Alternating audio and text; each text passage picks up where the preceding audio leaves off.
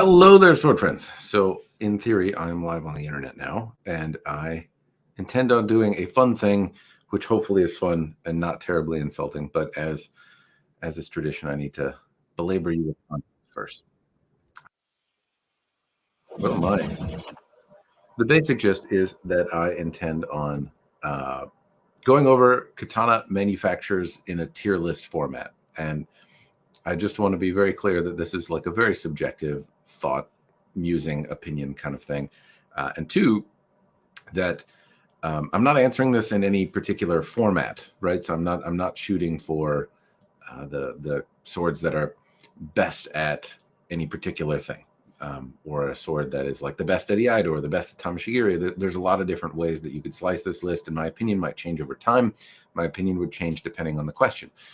In this particular case, though, I'm just nonchalantly going over and rambling about some of the manufacturers that I've had and that currently make swords.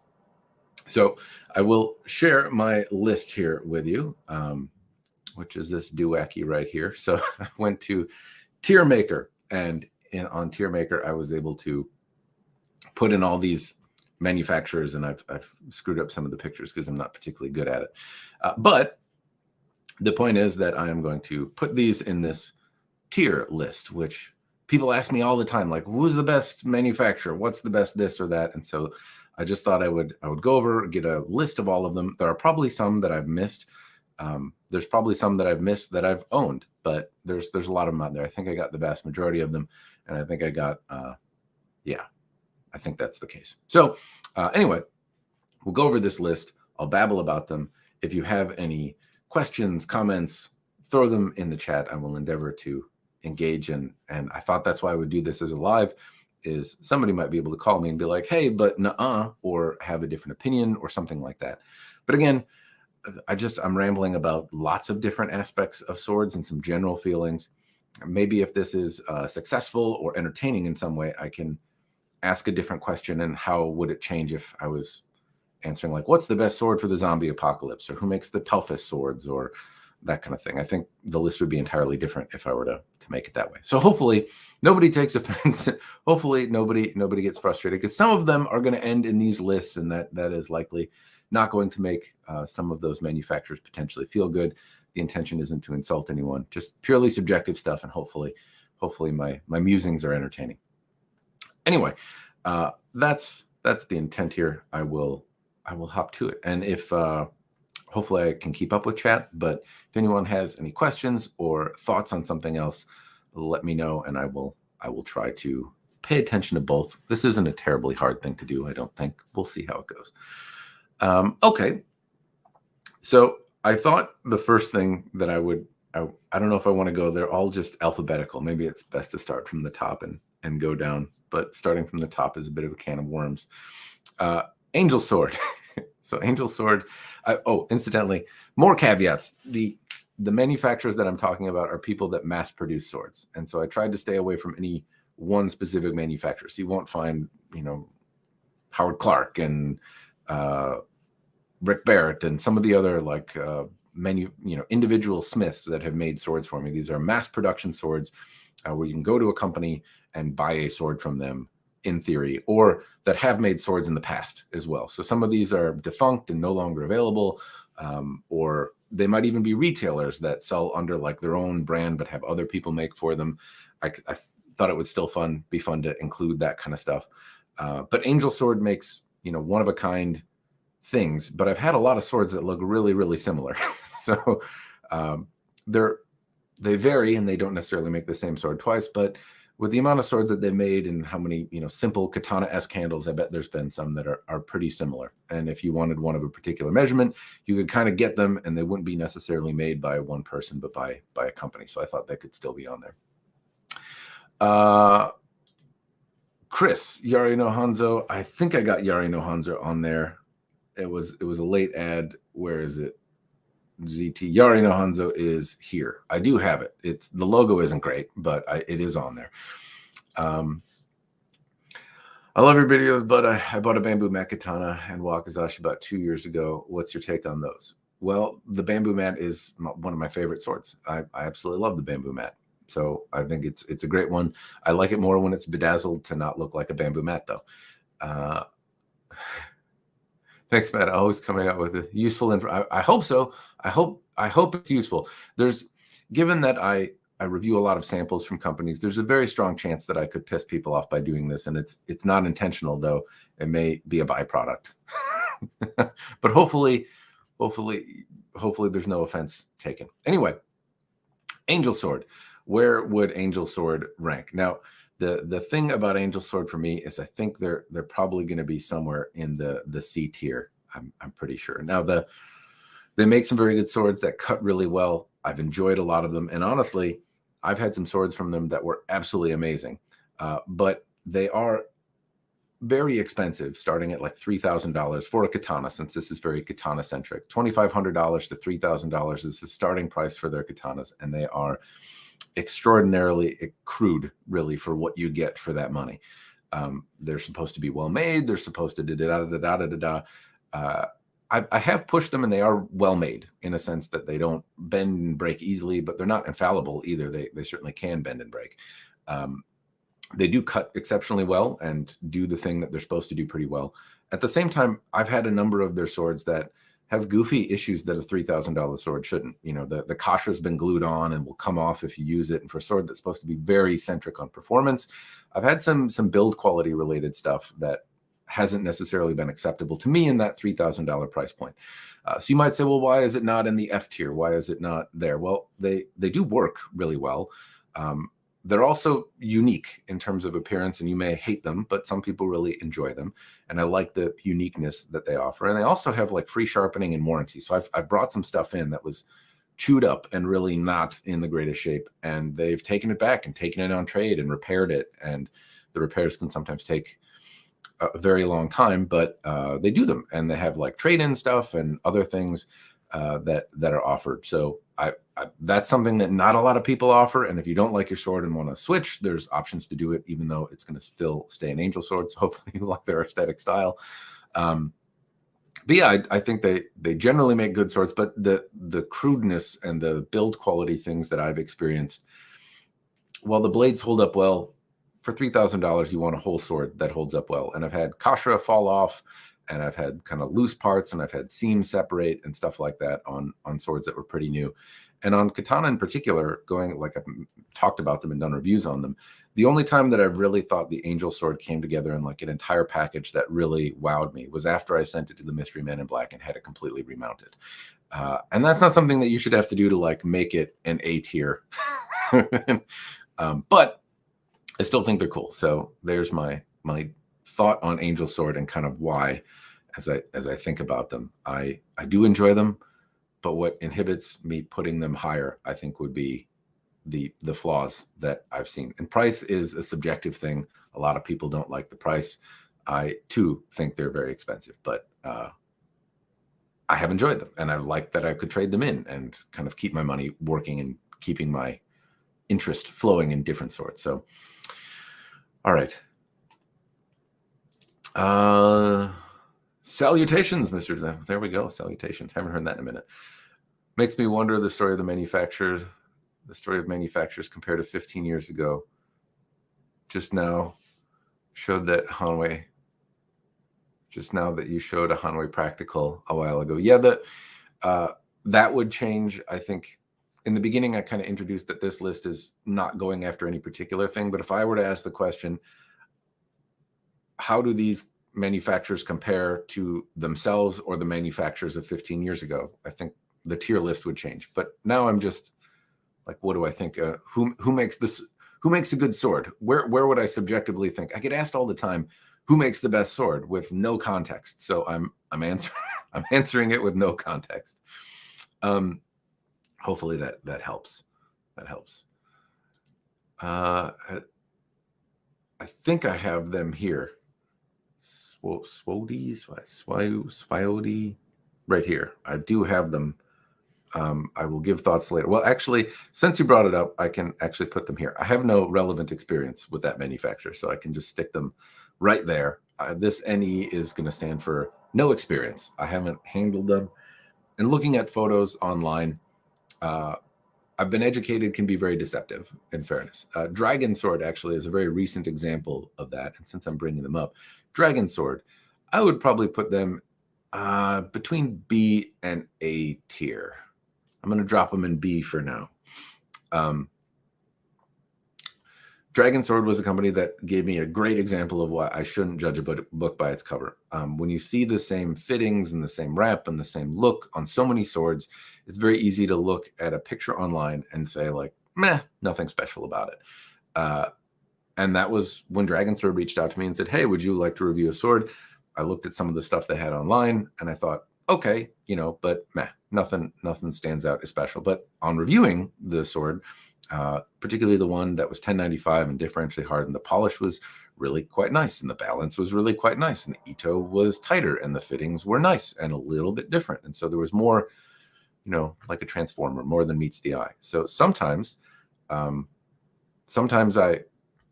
the photos are deceptive, and where I might look at I'm gonna say it was Sawodi Katana. I might look at their website and be like, hey, I'm not seeing anything special or unique or something that looks different than a company that buys in bulk from a Longquan forge and then resells them. They definitely can be. There's stuff that I can be completely wrong on that kind of stuff. So if I haven't had one in hand personally, I'm going to put it in this no experience category.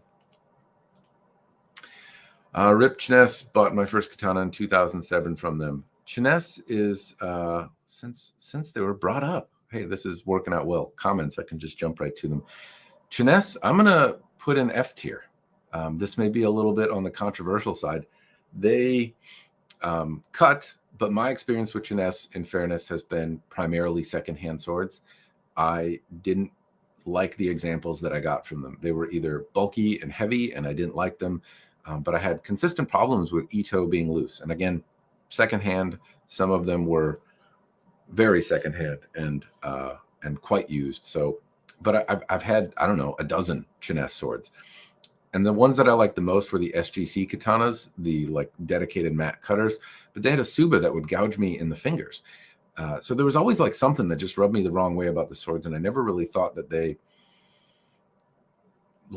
always really close to being good, but just something irritated me about every sword I had from them in a way that made me not like it as much as I could have. But I had loose ito and cracksukas and Subas that poked me and blades that were like really heavy and not fun. And I had some that broke. So I was not a super fan of Cheness, but I can't say that any sword, like every sword I had from them disappointed me in some way. And some of them were kind of cool. If they were like rewrapped or redone or customized, but I never got one that like was mostly representative of what the manufacturer was and really enjoyed it. So it could have been my secondhand experience, but that's where I'd have to put them. I really didn't enjoy any of the pieces from Cheness. Not controversial.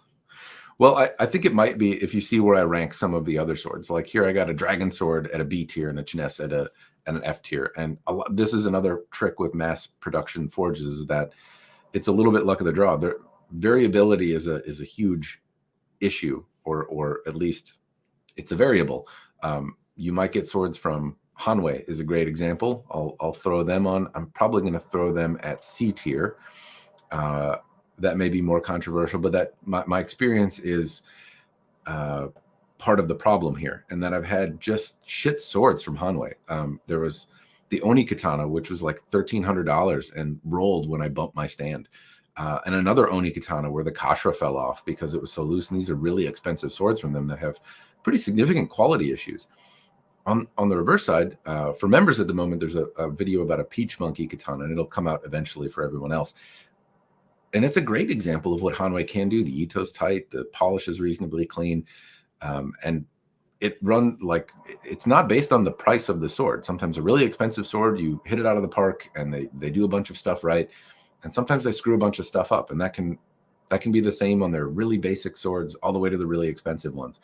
And that variability just throws me off. If you don't know what you're going to get, it's a bit of a risk. Now, generally speaking, the blades haven't like broken easily. Generally speaking, at least in their katana, they're reasonably reliable in that way.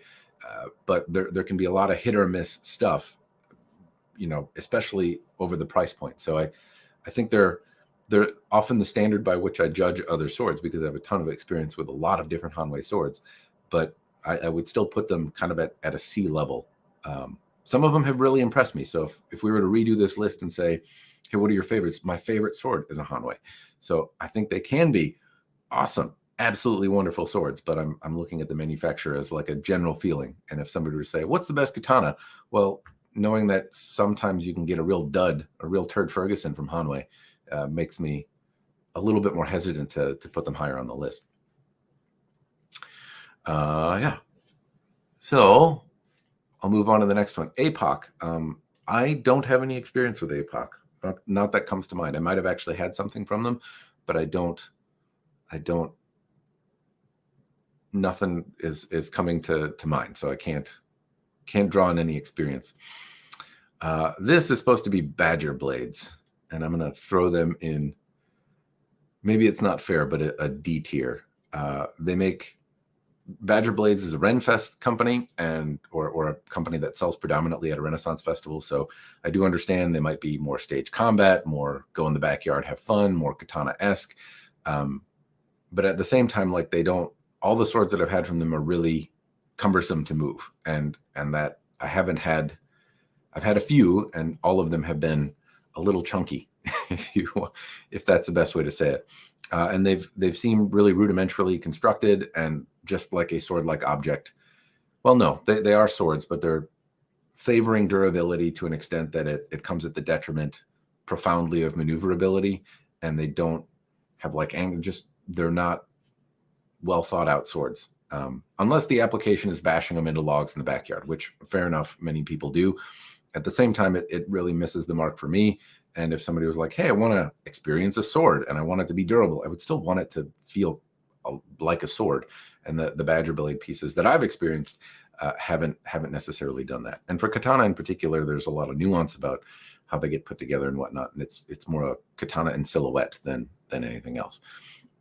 And this is not a fair comparison for Badger blades, because they're not necessarily making them for people that do the same things that I do. But that would still be where I would put them. Balaur Arms. I don't have any experience with a Balaur Arms katana. They are making some. I hope I get a chance to check some out. I've seen some videos about them. They look interesting, but I have not gotten a chance to actually experience them. I hope that changes, but haven't gotten a chance to see one. Thank you for the amazing videos, Matthew. You are welcome. Great content. Received a true katana as a gift recently. Would love to see a review of these budget products. Well, that's a fair enough thing. True katana, I've seen some in videos, but I have not had one. That goes on the no experience list right here for true katana. Hope I get a chance to see one at some point, but I don't have any firsthand experience. The videos that I've seen online have not necessarily been promising, but I don't have any firsthand experience with them. Talking about overbuilt swords, Cold Steel comes to mind. Cold Steel, yes, Cold Steel would be another one that for me would go in the D tier. Though it'd be between D and C, and Hanwei would be between a B and a C. Cold Steel has made some pretty overbuilt stuff, and I can't say that I've been overly enthusiastic about any of the swords, but I've tested or had a few examples of their Emperor, their Dragonfly, and a number of examples of their Warrior. And I have one of their Nodachi or Nagamaki. I'm not sure which way they'd call it. And all of them have some chunkiness to them. I think it's gotten better over time, because I remember them being way chunkier than the most recent example that I got to play with. But they are a little bit chunky, and for the price you pay and the number of defects that you might encounter, and just, like they're through hardened blades that are durable, but that isn't hard. Hanwei makes that. A number of companies make that. They do make them pretty thick, and in some cases people really enjoy them, but it's not hard to get something for the same price that does that. So coupled with the amount of issues like the damaged saya, the loose ito, the da-da-da-da, I don't find them to be a particularly good value. But I have not tested any of their kind of newest iteration of stuff. So it could certainly be different, but cold steel, I would say that is where I would put them. It is a lot of companies. I don't have experience with all of them, but I do with a good chunk of them, so enough that I could talk. This is Battle Blades, another company. You can find some of their stuff on Cult of Athena. I think that's the manufacturer. Battle Blades is not something, again, that I've experienced, but supposedly I might get a review sample at some point in the future, and so I can talk about them more. Some interesting furniture that I've seen, but I don't really know much about them at the moment. Blade Culture International. I haven't played with Katana from Blade Culture International, but I have played with swords from Blade Culture International, and I would probably put them right around in the C tier as well. I believe they make a katana, or at least they might have at a time, but I do enjoy their swords. They're predominantly like a Filipino manufacturer, and I've had their Compilon, and I think I've had some other examples, but I believe they also make a katana, and it's similar to the Chris Cutlery katana that used to be out and the traditional Filipino weapons katana that used to be out. They might be the Forge that were buy from the same people, but I believe I've seen a katana from them. I could be wrong on that. I could be missing.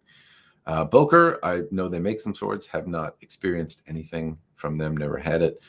Brandon Sword, Sword Friend John has asked me to check these out, but I have not seen it. I couldn't even find a website or a logo, so I don't know much about Brandon Sword. Bushido Swords. I believe I've had one Bushido sword, and I would put it in the D tier. It was something I bought secondhand, and it came with like a box receipt logo kind of thing from Bushido Sword, and I did not think particularly much of it. Now, this was moons ago. I didn't make a review on it. I don't think I was making reviews as prolifically as I was. I don't know if they're even still going, or if they were like a sub-manufacturer or something like that. But I did have something from Bushido Swords, and I didn't think much. The one that I had, if I recall correctly, actually looked like a knockoff of the Hanwei Bushido. It had like a recast Suba that looked the same, but different colors and different saya and stuff like that. I love Turd Ferguson character. That's right. Citadel.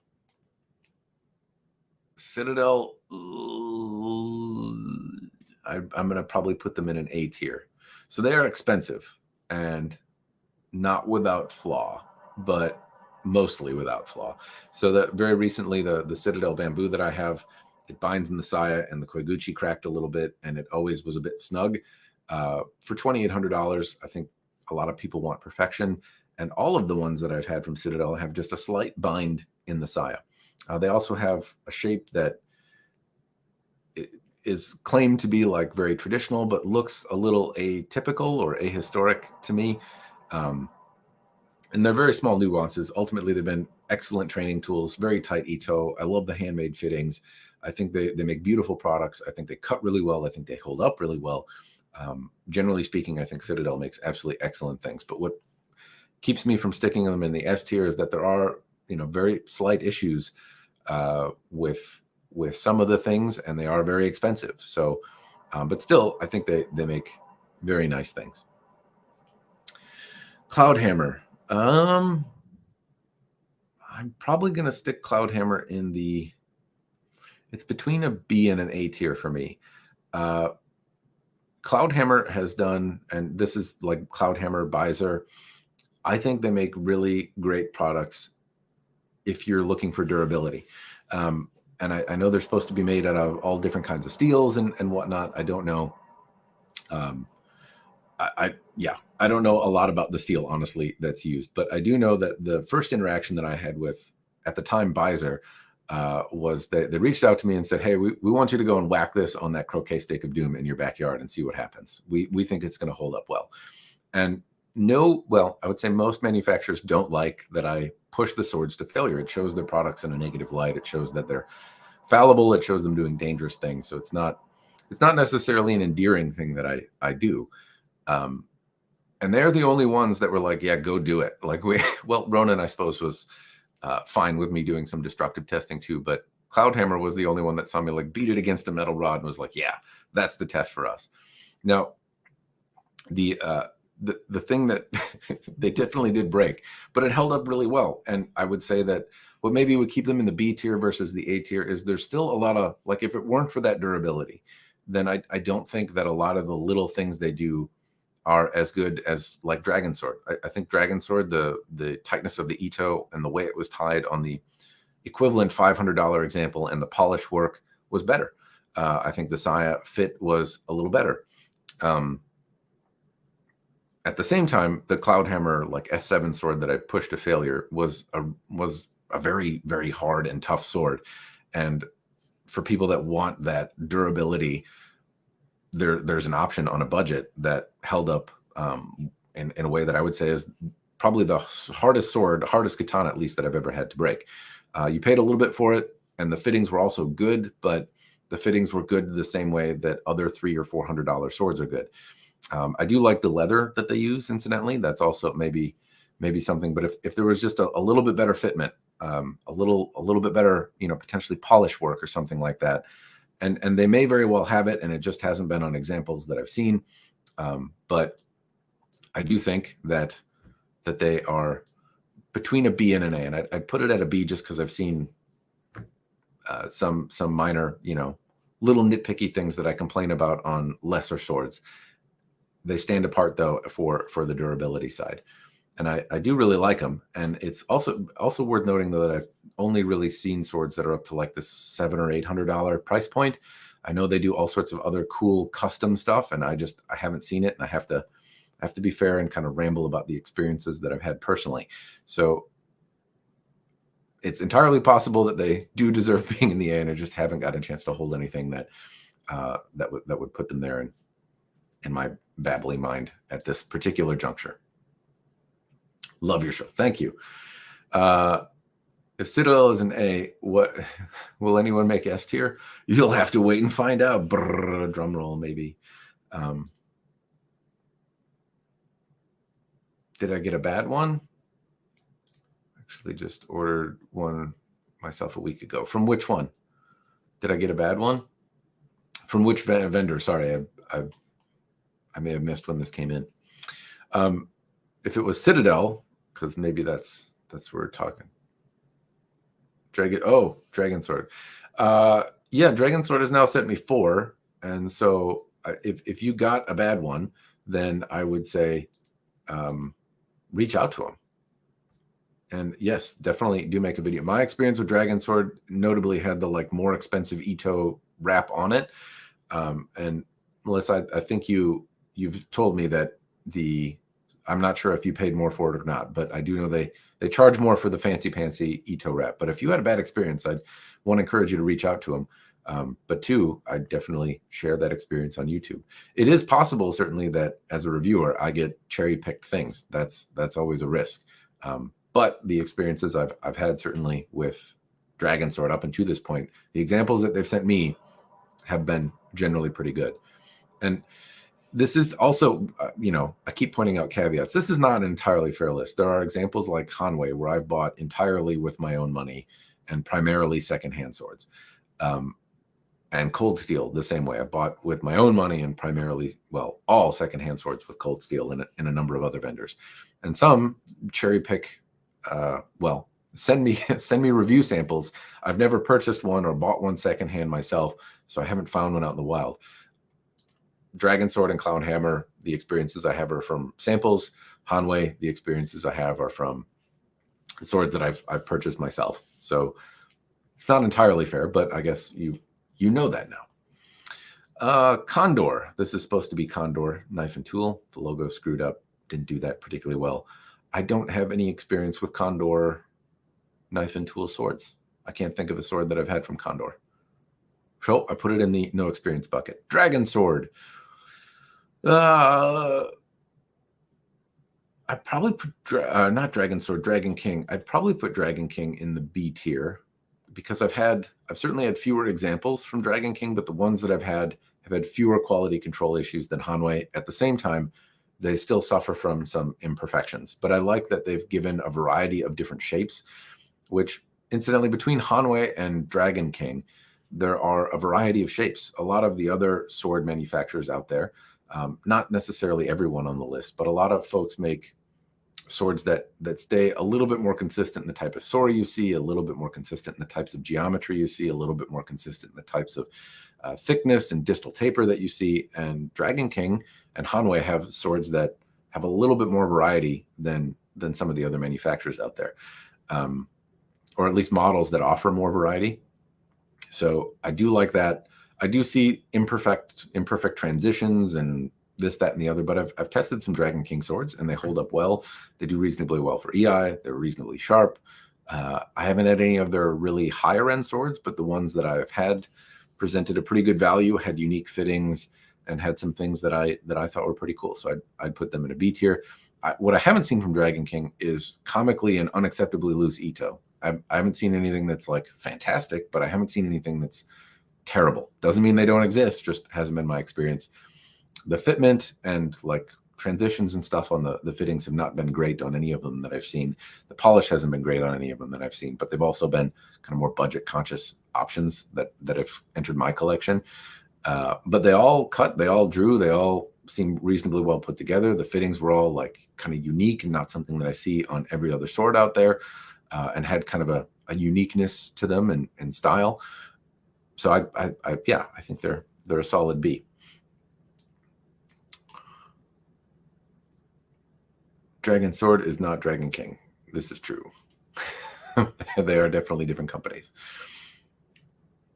But I'd put them in similar spaces. The Dragon Sword would, I've liked the examples I've got. Dynasty Forge. I'm going to have to stick them in a C tier. Dynasty Forge has made some really amazing swords. Swords that I like, the Bushi and Daimyo class katana that I've had from them have felt absolutely amazing in the hand, and would probably go up to like an A tier if all I was judging was feeling for their highest end swords. But their highest end swords were also, $3,000 or so at the time, and not necessarily up to par when it came to fit and finish. The fit and finish was, pretty much what you'd expect to see on any $200 or $300 sword, and had many of the same problems. Some of the Suba and stuff I think were pretty cool. Some of the polish was really nice, but a $3,000 sword that comes with like a $200 ska, hard to go higher. If you don't mind the money, you could get a really amazing feeling sword. And at the, previous to, maybe Zisei, the sword from Dynasty Forge, their Bushi, really expensive pieces, were some of the closest to like Japanese feeling swords that I've had. They were just really, really amazing swords. But they also made their Musha class swords, which were cumbersome and dumpy like cold steel swords and didn't feel good at all, and had many of the same problems as the cold steel stuff. But yeah, so that's why I think I'd put them in a C tier. It depended on the sword that you were getting, but some of them were really, really cool. What I didn't see was consistently like crack suka or a bunch of damage on the stuff. I didn't experience much of that as I have with cold steel. So C tier would be where I'd put it. This is the Motohara Evolution blades, and I put them at S tier. They are very fun, amazing training tools. I do like them a little bit more than Citadel. I think now, especially since I've had years go by where I've used them as training tools, they've held up well. They cut well. They hold an edge well. They're not infallible. My LMC got kind of, a little bit of edge deflection on a water bottle, but I cut a water bottle in winter right through the neck of a pretty thick bottle with a really light sword. So it's not crazy to think that happens. So they're not perfect, but for practitioners' tools, they're great. They're put together. A lot of the little nuances and fit and finish is just great. And sometimes I don't even get the fit and finish level that you do on a Motohara on some of the custom projects and stuff that I've seen out there. They do a great job on finishing. I know they do some restoration work and can fix or mount projects and stuff like that if you want, or at least it's an option I've heard is available. Jason has been very gracious. I remember he said he would, send the blade off to polish if I would pay for the shipping. So the service that I've had, but also the products just hold up really well. They're great for practitioners' tools. There's very little to complain about apart from they come with a hefty price tag. But that price tag gets you an absolutely excellent product. And if you're asking who makes the best sword, well, I would say Evolution Blades, Mortohara. They do an absolutely amazing job with their swords. I really like them, and so I'd put them in the S tier. Feilong, I would probably put in the B tier. So I've had one. Have I had two? I think I've only had one Feilong katana, and it was a secondhand sword, and it was nice. I like the shape. I like how it fit together. I liked it, and I made a review on it. If you want to see the things I had to say about it, generally speaking, it was nice. But they do come with a little bit more of a price tag, and the Ito was a little bit clumsy. It was secondhand, but it had held up overall pretty well, and it did things overall pretty well. And I think so. I would put it on a B tier. I think they were pretty solid swords. Fiddlestein, Fiddlesticks, Fidestan, Fidestisan. I'm screwed up. This is new, and I have really very little experience. I opened the boxes up and gave an initial impressions. I did a video on that. I haven't spent much more time with these swords, but I'm kind of hovering between a C and a D tier, and I don't know. I probably would put them. Well, the thing is, the experience that I had is right now there's some loose Ito that I would say is a problem.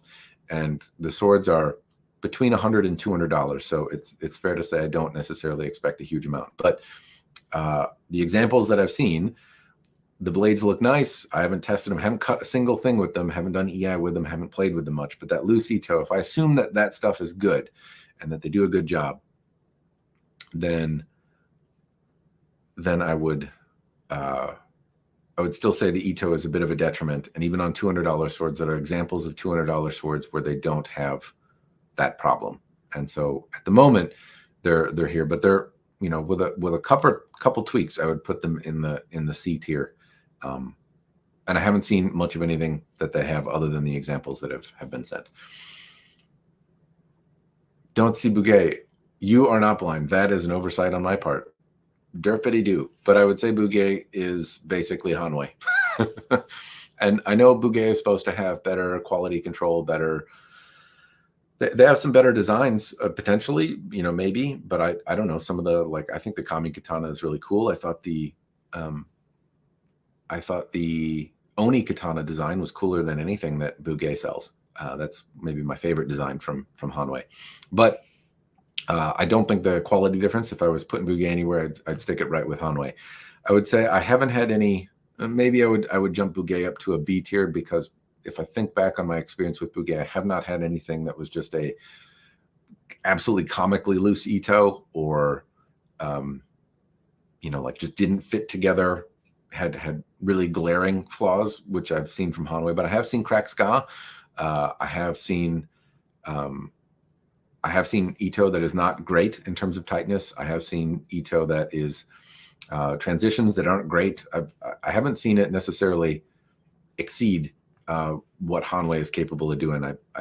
And I don't think that you necessarily always got the premium example. So I would probably rest them at a C or a B tier. I'd probably put them in B though, if it were bugei. So honorary placeholder for bugei. That's an oversight on my part too. I'm going to take a note over here, go to my list where I made this thing, and write down bugei, because I did not. Yep, that's just me derping hard. Feilong, indeed nice. I have a buddy with a brand new Iwa Shobu on the way. Sure, we'll do a video on it. I hope so. Never done a video before. If you want some tips, just reach out. Happy to give you some advice if you want it. Munatoshi is in here. Mutasame. I have Murasame, I think, is in here. I might get confused on which logos are which, though. Legacy Arms. So Legacy Arms is Gen 2. And so I think Legacy Arms bought Gen 2 or turned into Gen 2 turned into Legacy Arms, but many moons ago. You can't buy one anymore.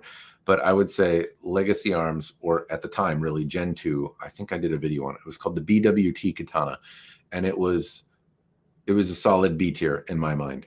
It was not super expensive at the time, but it drew nice. It had really nice ito. It felt good in the hand. It was very lively at a time when things were overbuilt. And even today would be a nice one if you can find it secondhand.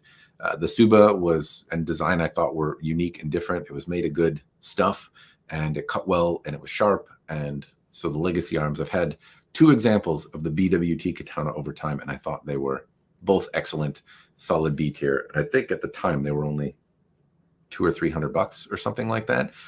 So not really much different than like a Hanwei Practical, but I think offered a little bit more. Munetoshi, though, you asked me about. I will jump to that because it is top of mind. So Munetoshi, where are you? Munetoshi, I've had some that were not the worst.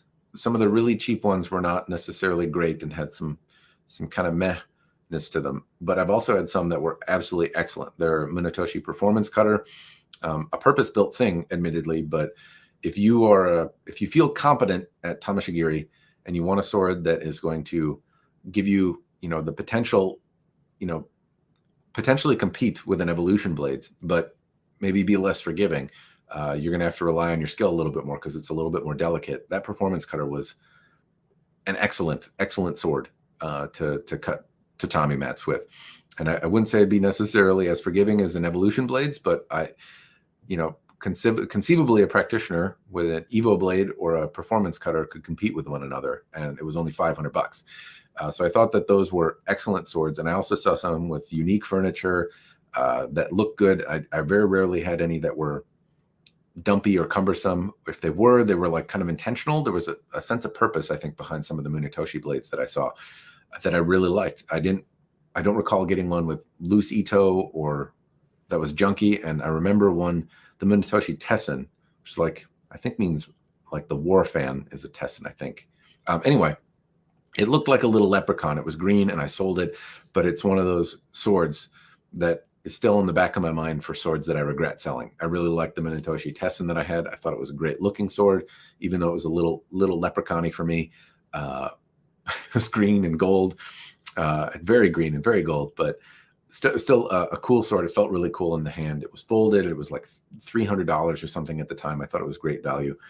I don't know that they're made anymore, if you can get them anymore, but I thought Munetoshi made some pretty solid, I might even put them in the A tier with, like, the Tessen would have been an A tier if all of them were like that, but they weren't all like that. Some of them were not as good or not as fun or not as thought out, but generally I thought that they made some pretty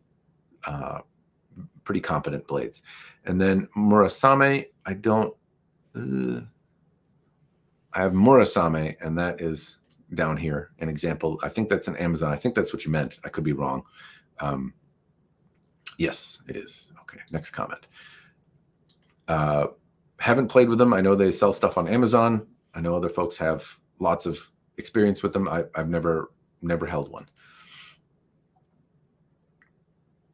I have the Feilong, who should be here next week. I believe Feilong is left off the affordable but above average discussion. Yeah, they are affordable and above average. That would be a good way to describe them. The thing is, like, the one that I'll throw on here that I would say is kind of is Huawei. I look at the swords from Feilong. There are some differences in what they offer from a geometry perspective and what's going on there. But if I would rather have a Huawei than a Feilong, I think. Huawei probably deserves its own attention here, but I think they make absolutely excellent stuff. If I think of the examples I had 10 years ago, there's been some evolution. They do a great job. The example I had from Scott some time ago was, you know, just absolutely amazing, an incredible value for the money. I know they take like 2 years to get, but they seem to make an incredible value, a very strong sword. I don't know how durable they are. I haven't ever pushed one to failure, but you can look online and see other people torturing them a little bit. They seem to be reasonably robust, or at least well made, and a lot of little nuances and things like that are attended to. And I think you can consistently, it seems like they put out really excellent results for a price that is very competitive. So there are things that I don't necessarily like about Huawei, in the sense that they seem to use pretty meh fittings. But the Ito that I've had on the examples I've had have been consistently tight and excellent. I would say that they do a better job than just about anyone in the category up until you get into the Citadel. I mean, they're in the same range as the Citadel-esque kind of thing. Maybe not quite there, but close to. They do a pretty solid job. It's just tough to think of somebody that does as good a job for the same amount of money as they do, and packs in as much, just as many little things right as Huawei does. And so if I think of Feilong, I would rather have a Huawei. I don't know if they're more expensive or not, but either one. Feilong still was a nice sword. I just thought that the handle was a little bit clumsy. It was, you know, I made a review on it. I made a review on it, but I do think they make good stuff. That's why they're in a solid B tier. I mean, if you look at the other examples that are below them, or the peers that they're with, I think they. Well, I babbled on about it already. Hello, everyone. What's the marker on the S tier? This is Motohara. This is the Evolution Blades Motohara. I think they're an S tier. That would be where I'd stick them. I really love mine. I meant to say left. Out of the average, above affordable conversation. They are. That's true. They're not as prolific, though. I don't think there's certainly fewer of them in folks' hands. If I had to pick between a Huawei and I'd choose Huawei. Great minds, Carl. Arrived late. If it's any help, I really enjoy my two Huawei, my Dotanuki Moku style and custom Unokobe Zakuri with Hitatsura Hamon. Glad. I think I would like to play with more Huawei blades myself. Going back to the list here, Global Gear, haven't played with them. So the other one that I put on here, this maybe doesn't deserve to be here, but I'm probably going to put, this means Gunto. Gunto blades that you can buy. You can't really buy them. They're not manufactured anymore, and I don't mean a replica, but they are prolific and available. And generally, they can be had for between $1,000 and $2,000, depending on condition. And what you get, though, is a robust and well-made sword that is potentially authentic. So, if I think I'm just trying to think about them as available, and would I recommend them? They are not often kind training tools. Sometimes they're heavier than you might expect them to be. But they're usually well made, and certainly weapons of war made to do the task. And so the durability of the steel is usually not in question.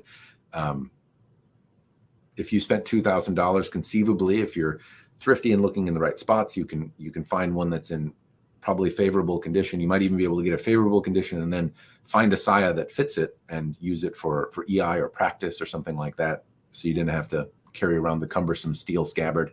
And there's a lot of variety. There's different types of Gunto, but generally speaking, I think you could find one in decent shape that would still be a durable, effective, good sword. You could practice EI with it. You could cut with it. It would probably be a training tool that would that would take a little getting used to. But I still think that they make very effective tools and have this tie to history, and are so prolific that they're still available and have their own craftsmen to learn about. I don't know that they necessarily belong on this list, but they were mass produced.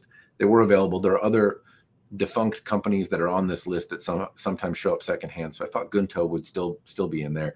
And I think generally speaking, not all the time, sometimes you can get one that's in absolutely terrible shape and belongs in F tier, or been customized or screwed around with, and it sucks. But if you get one in reasonable shape, or that's been rewrapped, and you spend in the same price category as some of these other vendors that are up here, I think you get a pretty solid sword.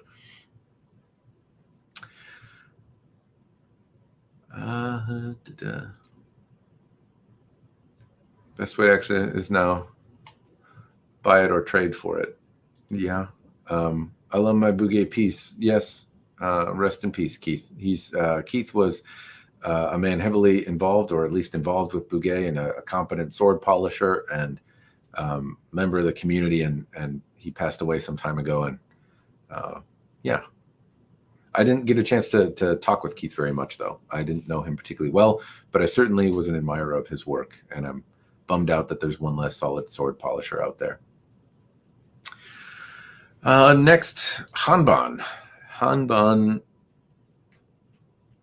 This is where experience is maybe my experience is probably going to shift things a little bit. The example I had from Hanbon was a $200 sword that I thought was really quite good. The ito is tight. The fittings were kind of recast Japanese pieces, and maybe they didn't have the intellectual license to use them or not. The Suba was really nice, and I thought they offered a really compelling package for the $200 sword that I tested. But I've only had really one experience with Hanbon Forge, and it was a pretty good one. It might have been a cherry-picked example. I didn't pick the sword that they sent me, so not entirely sure. But the example that I did have, I thought was pretty solid. Handmade sword. I have had handmade swords, but I don't know that I can reflect on them, or if I'm 100% sure if they were handmade swords. I haven't bought anything from Handmade Swords or something that was specifically secondhand from Handmade Swords. So my experience, if I were to put them, would probably be in the C or D based on the experience I have. But I'm just not 100% confident enough that I can attribute those to Handmade Sword.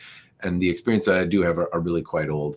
There were people at the dojo that had them, things that I got to play with, and secondhand pieces that I'm pretty confident were Handmade Sword, but yeah, not quite. Any thoughts on Zisei Dragon Sword?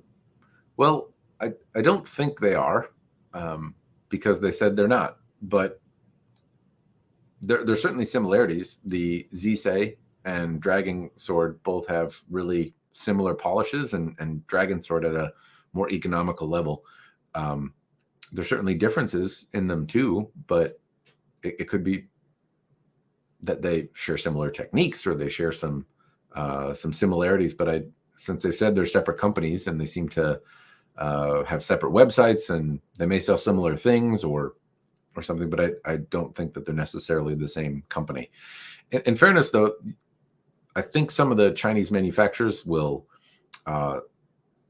get some common pieces and do something. They might even get common blades and assemble them and sell them, so it's possible they have stuff that looks the same. They may buy something and then resell it.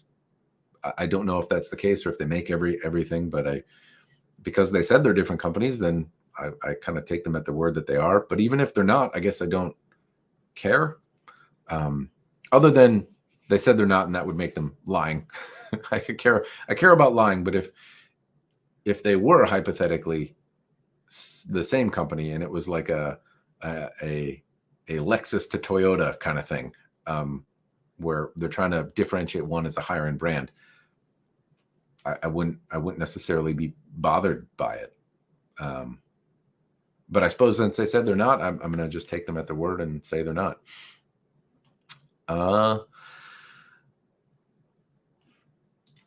If you look at their website, Hitsatsura Sword, the advertise are basically the same. Yeah, they could be using the same photos and then do one that's made to order, where they might both be trying to sell the same sword because it's not moving, and the first one that gets it gets commission. I'm not sure, but just because they might be selling the same sword doesn't necessarily mean they're the same company. I mean, they could be, but like you might find the same car advertised on eBay and Craigslist, but it doesn't mean that eBay and Craigslist are the same company. It might mean that somebody's trying to list it, or they're trying to get a sword. The thing is, I don't know. But if you have questions about that particular sword, I'd ask them. If they're lying about it though, and I don't know, but I don't see what benefit it would have. Like if by saying we're different companies or we're the same company, I don't know that it matters. I don't know that it would make a difference. So that's why I'd say like the risk is that then somebody says you're a liar, and on pure morals, I don't want to do business with liars. But if they said yes and it was true, there's nothing to be gained or lost. Like I don't think anyone would care. But that's just me. I'm not sure on that one though. There's a French company called Murasame,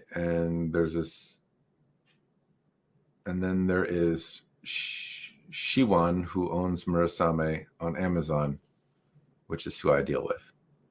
Okay. Are they different companies? There's a French company.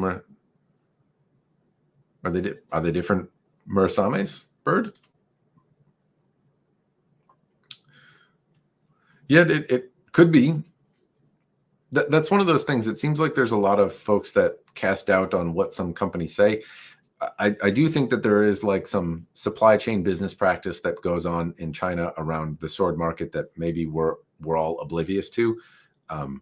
I don't know, but at the same time, lying is the trick, right? Like people want to know the truth of things, but if you're trying to separate and do like, hey, we're putting our high-end stuff over here, we have our best smiths, we put our best product on this side, and then we take the more affordable stuff and put it over here.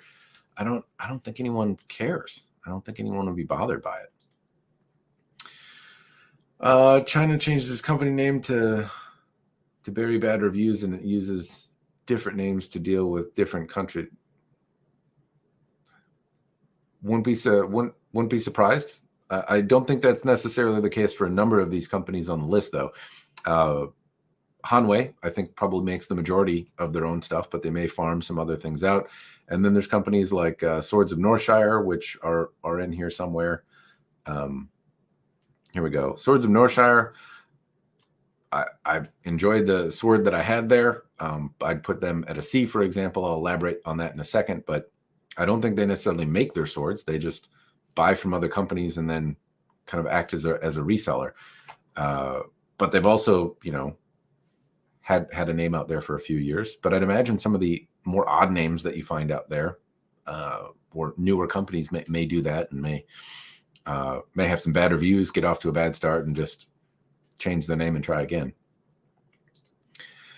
Do you think JKOO custom swords are a good start for somebody wanting a katana under $600? Yes. Hang on one second.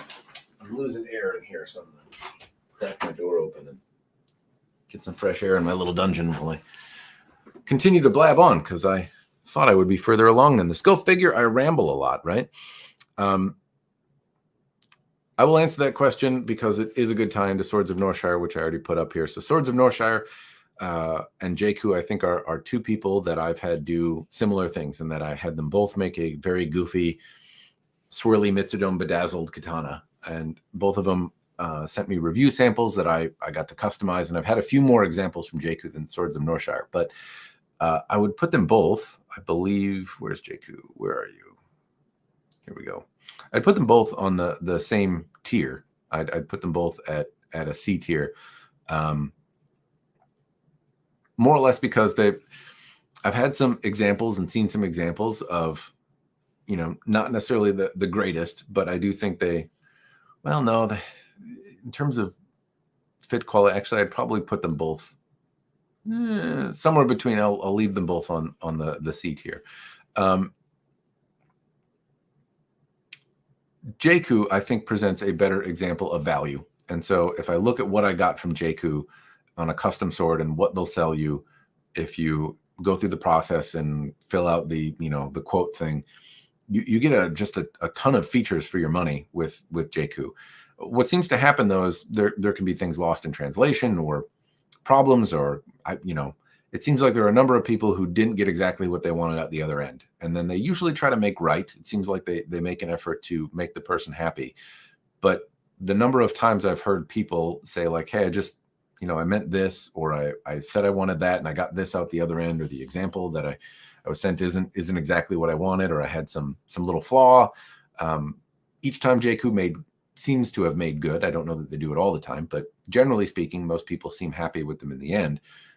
But the road to get there has been a little bit more challenging versus Swords of Northshire, which generally tends to charge a little bit more for what seems to be the same features, but you tend to get the thing you ordered a little bit more consistently out the other end, and their customer service was at the time anyway, a little bit better. But you pay more effectively for the same thing, but the road to get what you want is a little bit easier.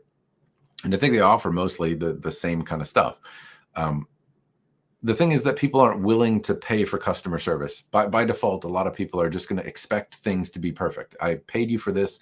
I get that. And unfortunately, that's not the reality in working with a number of the companies potentially on this list, right? So you might expect it, but you don't necessarily get it. The likelihood that your time will be respected with Swords of Northshire is higher than with JKOO. If you are buying a sword to use it in an event, to do a thing with it, to start training with it, and you want it now, and you want when it arrives to be right out of the box, I would say the likelihood of that happening is higher with Swords of Northshire than with JKOO. But I still think they both, on an average day, make effectively the same thing. And both of them have been good. I haven't had any particular problems with either, but I do think your money goes a little bit further with JKOO, and your time is a little bit, maybe a little bit better spent with Swords of Northshire, if that makes sense. But yes, I do think it's a good place to start. I think you get a lot for your money with JKOO. I've had a number of swords with them, and some of them have not been particularly sharp, but I consistently see what I would consider improvement from JKOO. And they've also sent examples of like really tight Ito. The 9260 sword that they sent was like a really tight Ito. So like it can be done. Where they sent me a sword and I was like, oh wow, this is actually tight and like reasonably well done. And it held up. I had I don't have the Sky anymore, but I did for a while, and like it aged and fumbled around in boxes for a while and stayed tight through the review and destruction. So sometimes you can get really, really solid stuff out of them too. I was happy with your Sino JKOO sword. Great condition after a lot of use and abuse. Carl is the authority on their work, though.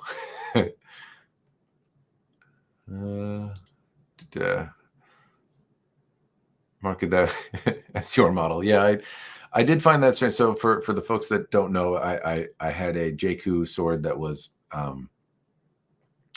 that I asked them to do, and it was basically like this weird amalgamation of the options that they have, so that I could show on camera, like, hey, if you get this bohihyu or that bohihyu. It wasn't meant to be a thing that sold, but they did it and sold it as something I designed.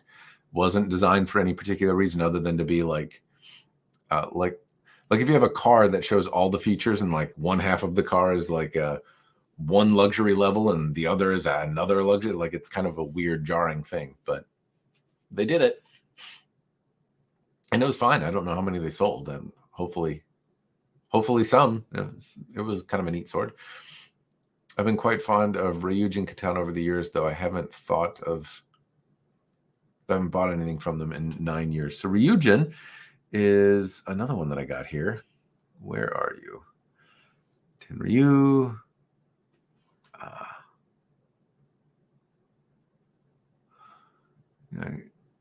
Maybe I don't have them on here. I thought I did. Oh, right here.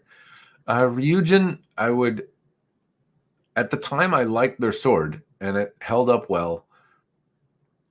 But after years of reflection, I would probably put them between a C and a D tier. There were things like the little tab fitting that they had on. Well, no, that's probably closer to a C. There were little things, but it held up well, and it was reasonably nice. And at the same time, there were construction things that I think nothing was bad, right? Like at least nothing fell apart instantly. There were no like major jarring things. So The Ito wasn't loose, so I don't think it's fair that I necessarily put them in the D tier. But there were construction things that I thought were questionable, like the little tab on the Kashra rather than having it wrap around. Some of the fittings, though, were kind of unique-ish and well done. So it goes on here, but I would say it probably is at the back of the list. Over time, I haven't found them to be as, at least the example that I have, I don't think holds up the same way. But I've had much fewer Ryujin swords. I'd like to take a look at them again. I think they were okay, but I certainly have not had one in a very long time.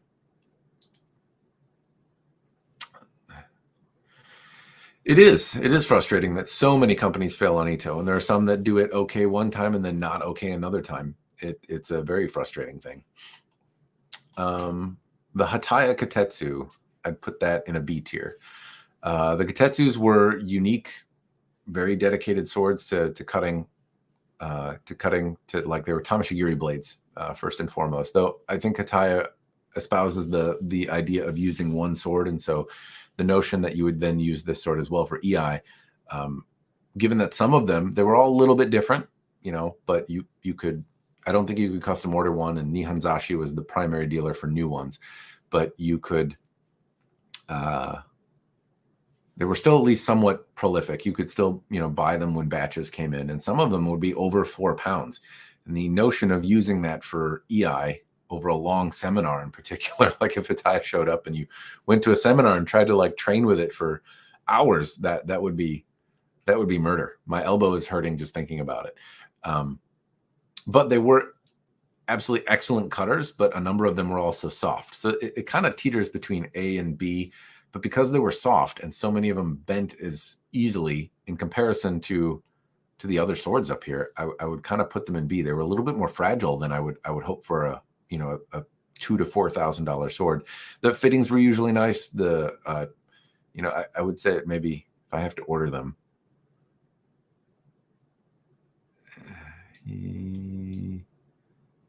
yeah, this is maybe the order that I would put them at the front of the B tier, though. They're teetering on A, but some of them were just a little bit on the fragile side. Now, not all of them were 4 pounds, but many of them were stout blades, and they cut extremely well, and the Ito was always tight, and the furniture was usually very good, and so they were really remarkably fit well together swords. That part was absolutely excellent and on par with some of the other guys up here. I'd still say Evolution Blades does it a little bit better, but maybe not an order of magnitude better or anything. The fitment was really good, but they were subject to bending a little easier than you would like. All right. I got an Orikurin 10 years ago for $80. Very good. It surprised me. I bet it hard. He bent it hard, and it's okay. It's excellent when combined. So I have that brand here. I have not used them though. So since you brought it up, I'm glad it worked out, but I've never played with one. I'd love to see you reviewing Yari no Hanzo one day. I got 2 of them, and they are really nice. I did reach out to Yari no Hanzo. They seemed open to the idea of sending me a review sample, and then I haven't heard anything back via email. When they asked what sword, maybe they were thrown off because I said I kind of like the idea now of getting 3 swords from a vendor, something really, really basic, something on their cheaper side, something in the mid-range, and then something on their higher end. And that allows me to show the range of what a vendor can do. But maybe asking for 3 was taboo. But I haven't heard back. I would like to review Yari no Hanzo, though. Since you brought them up, I should put them on here because somebody else brought them up, and I have not had them. I've heard good things, but I have not had them.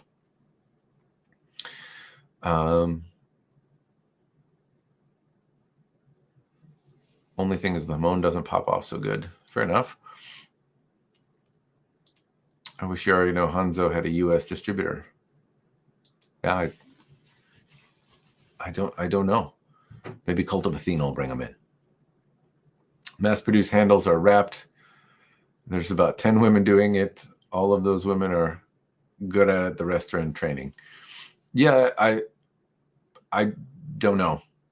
I mean, it does, it would make sense if there's a bunch of handles being sold and then the wrap is like finished off by somebody else, because the knot sometimes is looser than the rest of the sword. So it would make sense that there would be like some sort of mass production of handles, and many of them are then like pounded on to fit the the blade that's later made. I imagine some of that happens, but I imagine some of it doesn't too, because the Huawei has been different. I don't think Huawei, based on the handles that I've seen from them, don't seem to be from the same supplier. If they are, they get the good people to do it.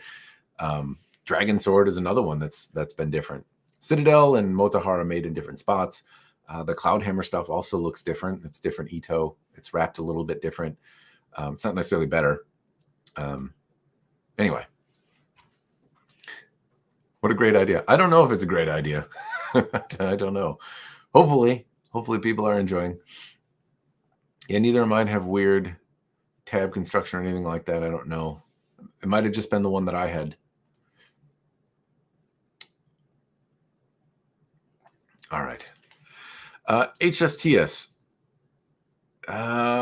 This is maybe a little bit on the controversial. And before I do this, unfair. I've had 2 prototype examples from HSTS that I bought secondhand. I knew they were prototypes. They were used, but they also sucked. I didn't like them. I didn't like them at all. But I haven't had a model that is necessarily what they sold later. I had some prototypes that were kind of close, but not necessarily the same thing that they sold. They were in smaller batches. I know some people absolutely love these swords. I've never had like the Budo line of swords or their higher end ones.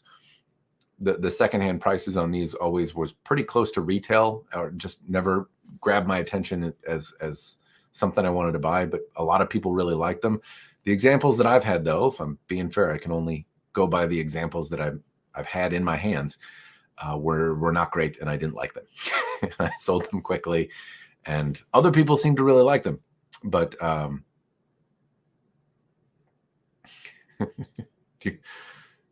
do I wear glasses?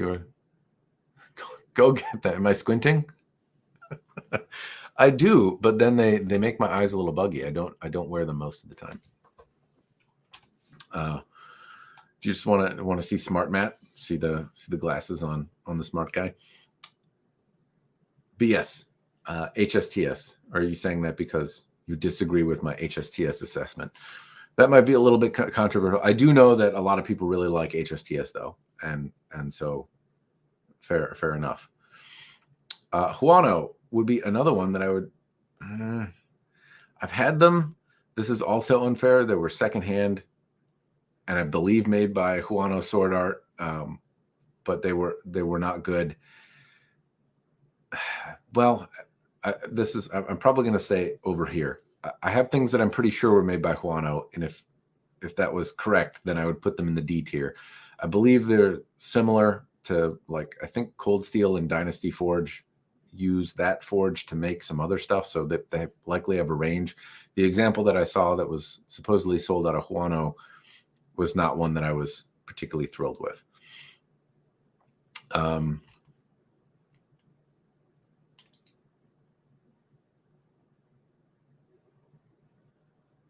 You are misreading. Well, that's because I'm dyslexic.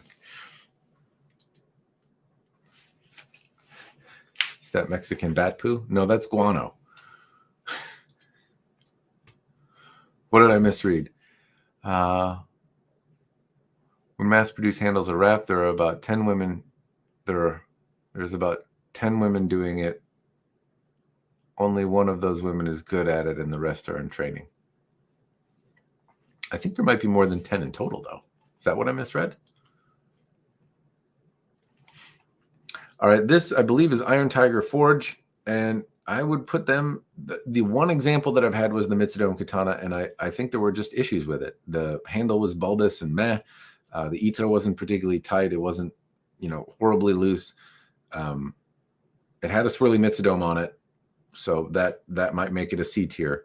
You get instantly one extra tier for swirly Mitsudomes. But no, like it bent a little easy. It didn't hold up particularly well. I didn't think much of the example that I had. especially for the price in comparison to some of the other stuff that was out there. And if I were to order these around, probably do it somewhere in there. This is On Lee. It's supposed to say John Lee. Somebody's asked me about John Lee katanas. I've never had them. So no experience. Kaneie. I always thought these were overrated, honestly. A lot of people really like them, and I've seen some examples of swords that were really pretty polishes and nice, but they also came with pretty hefty price tags. And I didn't think that they were particularly fine feeling. I didn't think that they held up particularly well in cutting. Some of the furniture on them was nice and a little bit different, but suffered from some cosmetic issues that I didn't think were great. And when I remember seeing some of the swords and them being, over $1,000 for some of the better polished ones, and I had some, but I didn't find them to be particularly special. They weren't bad though. I just thought that the price tag really pulled it back a little bit for me, and I missed the things that I thought were special about them. There seemed to be better polished versions of kind of the same stuff out there that commanded a price tag that was 2 or 3 times the price, and I didn't think they were fit together any better. Some of the fittings were a little different, but I didn't think much. Well, it's not that I didn't think they were bad. I just thought they were a little bit overpriced for what they were doing. If they were a little bit more reasonably priced, I'd probably put them in a B tier. But I mean, I remember seeing one for like $1,300, and it was a better polished, but not anything particularly special. So maybe that's a hot take. I didn't think Kaneie was. I might be saying them wrong. A lot of people really liked them, so I was looking at, maybe it was the hype meter or something like that. I expected kind of grand things from them, and I didn't see much. And I think they're, like, in comparison, some of the Hanwei stuff was, the polish was usually better, and some of the shaping was kind of nice on the Kaneie ones. But if I look at the value in what you got, like I like the Dynasty Forge blades in the Bushi class more than I like the nicer Kaneie one. Well, I only saw them up to a certain price point, though. I have a 2013 Budo rewrap by Cottontail Custom. It's one of my favorites. It's definitely a beast of a katana, super sharp, decent amount of Niku. Lots of people really liked them. I never got one of the cool. You own 5 HSTS, including the Budo prototype, 2 Tsunami, and 2 beaters. All of them are excellent. Well, these are 2 very competent people. Carl and Eric know their ass from a hole in the ground. They've all experienced a number of katana. So you have an alternative opinion here on HSTS and people that like them. I'm limited by the swords I got to experience, and that may very well change if I experience different ones. But anyway, I'm glad you guys shared what's going on, because I knew it was a little unfair. I know a lot of people like them.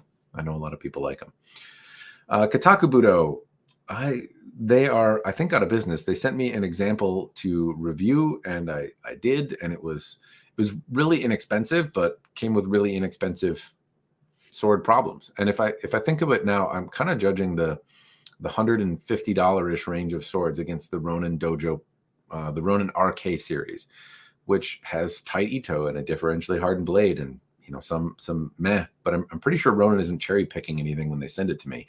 And the last examples of the RK blades have had overall pretty solid build quality, and the Kataku Budo one missed a few things in comparison.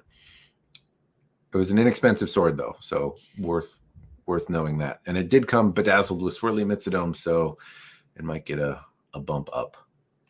Stick a Mitsudome on it.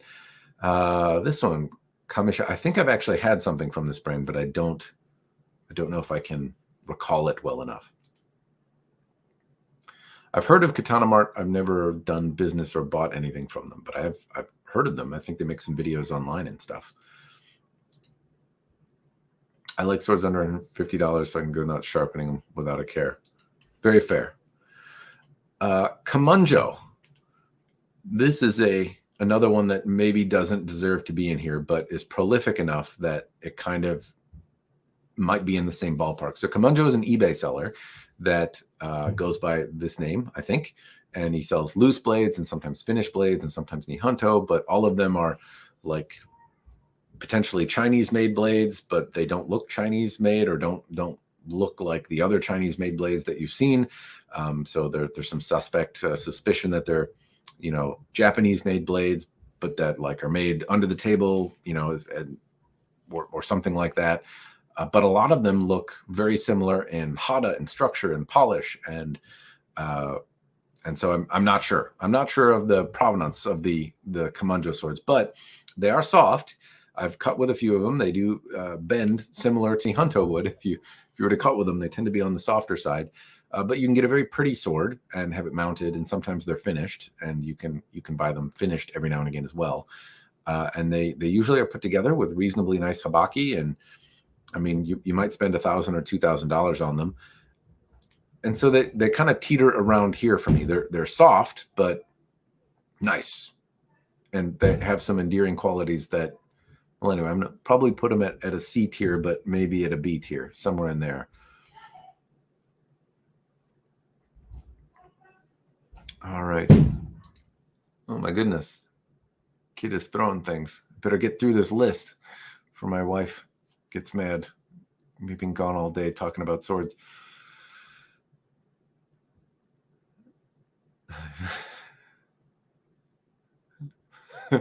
Needing glasses, slight list. Meaty sausage fingers, dyslexia? No, I don't. No benefits. Do you like heavy or light blade? If I could only have one, I'd probably go with a light sword. If I could only have one. You can zoom with your feet, I guess, if you have a light sword, get in and out, do harassing movements. A heavy sword might be a better target cutter, but if I could only have one, then I'd probably go with something light. Speaking of Ronin Katana, where do you rank them? I have a couple Dojo Pros. Ronin Katana, I would put probably in the B tier, only just. So I've had a number of their swords that have had some loose ito. I don't recall getting any out of the box cracked. I bought a number secondhand that also weren't cracked. Some of the more expensive Ronin Elites, they tend to not necessarily be as durable as I would like, but they are nice. Their Dojo Pros, though, have been among the most durable swords that I've tested. And the latest one was actually a little bit more refined feeling in the hand, and I liked the way it felt. The ito can be on the looser side. Some people say it's tight. I've had experiences where it's kind of just passing the okay mark. But they hold up well. They're sharp out of the box. They have usually some nice parts. If the ito's loose, you can spray it with a bit of lacquer. You shouldn't have to, but that's the weakness, tends to be the ito or the most glaring one. And I can't say I've had one where it's been particularly tight, but they do make very, very durable swords, and they're cost effective. I mean, the Dojo Pro is $350-ish bucks, and for that you get a very durable, kind of no frills granted, but a pretty durable looking sword. As you go up the chain, the Elites, Swordfriend Garland sent me one to break, and I couldn't get it to show, the pattern that it was. I did a review on it. So there's more context to it, but the method that I have wasn't sufficient to show the type of lamination. I could tell it was complex though, but I didn't think it held up super well. At least if you're looking for a super sword, like the Elite did not hold up as well as the Dojo Pro did.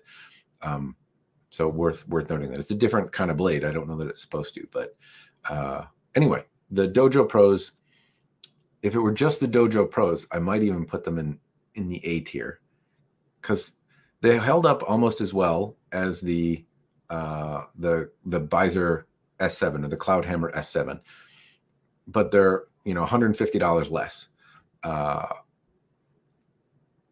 So I really like the Dojo Pros in terms of durability. They lose some marks though on the quality of ito wrap. But that would be where I'd put Ronin. Chris Cutlery would be another.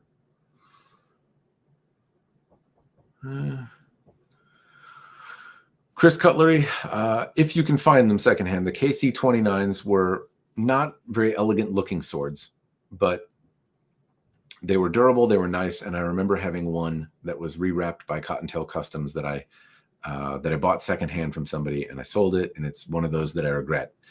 And it was a wonderful feeling sword. And so the KC-29s, they were durable, they were not super overbuilt, they were long, not great looking, granted, but they were I don't know, they had a charm to them that I really liked, and they tended to be durable and decent training tools.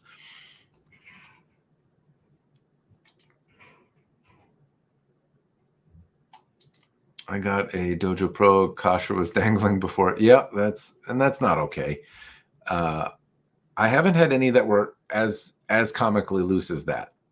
They all, you know, I did video testing, but the Kasha coming off and the Ito tightness, certainly a concern. I'd prefer a katana on the heavier side. Well, I prefer katana 2 to 3 pounds moderate amount of Niku. Seems like it would be best for fresh bone. Yeah, 2.5 is still on the, like, that's the medium range. So 2.5 pounds is like right at medium, or maybe on the teetering over medium just a little bit.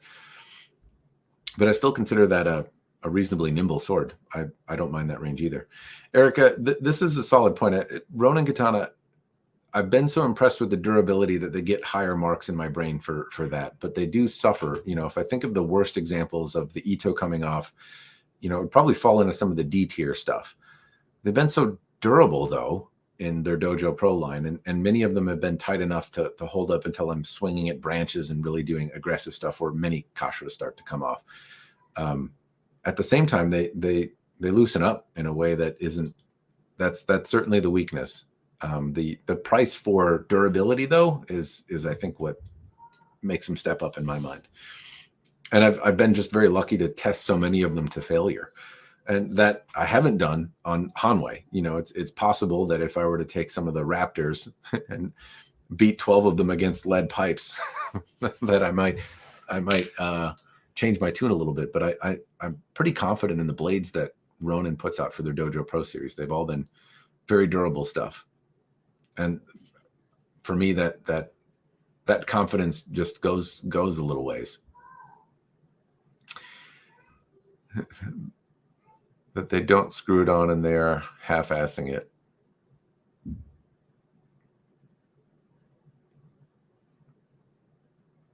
Which one? On if they they don't screw the Kasha on if they're half-assing it.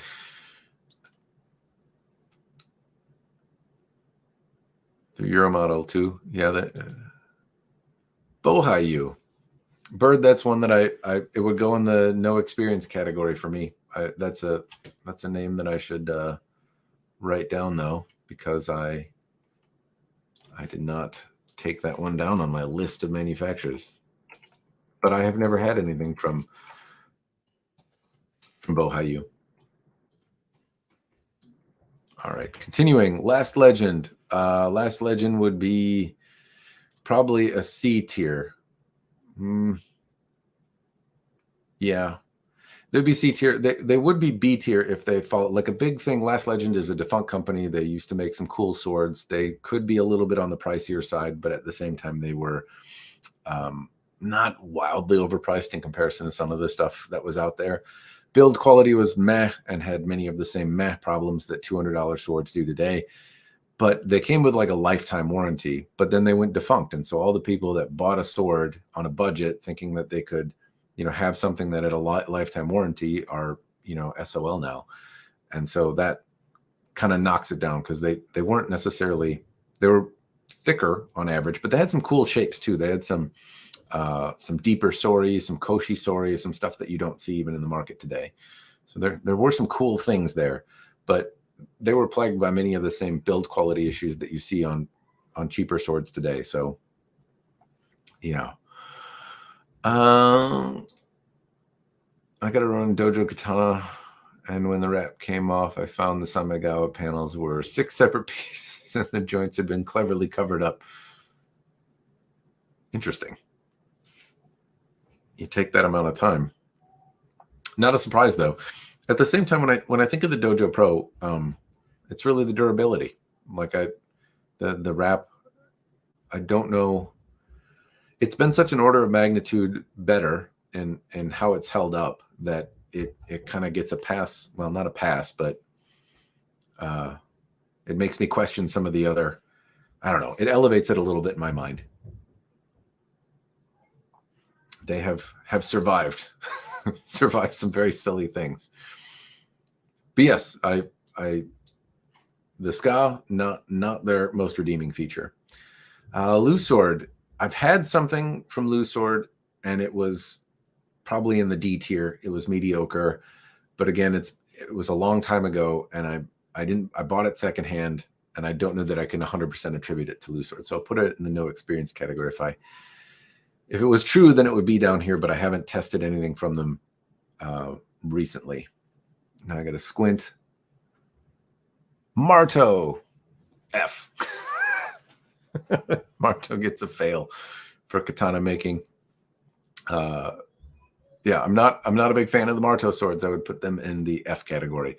They are granted fantasy wall hangery kind of things, but I've had a few of them. The older ones supposedly could be like heat treated or remounted or something like that, but meh.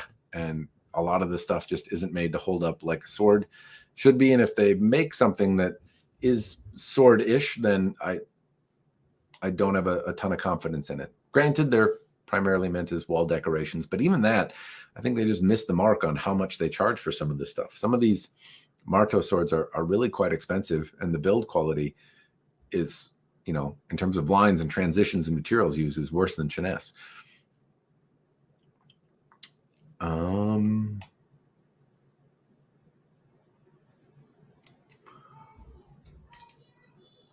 I bought a loose sword and the Suka is bent. It's bad enough where I can feel it when in action. That's poopy.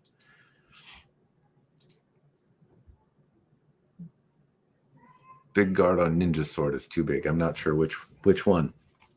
Masahiro. These are like the inexpensive, less expensive. Where's that Musha? Masahiro. No, I'm thinking of the wrong thing. Masahiro. I'd probably put in the D tier. I do remember like the Shadow Warrior Masahiro katana, and it was the Ito fell off and the blade rolled really easily, like it wasn't heat treated. That was my experience with Masahiro. But Musashi and Musha, you know, I'd actually probably put up in the B tier. The $50 Musashi katana is not great, but it's also $50 and gave me all sorts of hell to break and proved to be a decent sword. The $130 swords, I would still say Ronin katana does a better job. But some of their other swords in like the $300 category have really been pretty impressive. And they've made some other thises and that's. I don't know how high. I think they're probably at the back of the line in terms of the B tier, but I think they generally make decent stuff.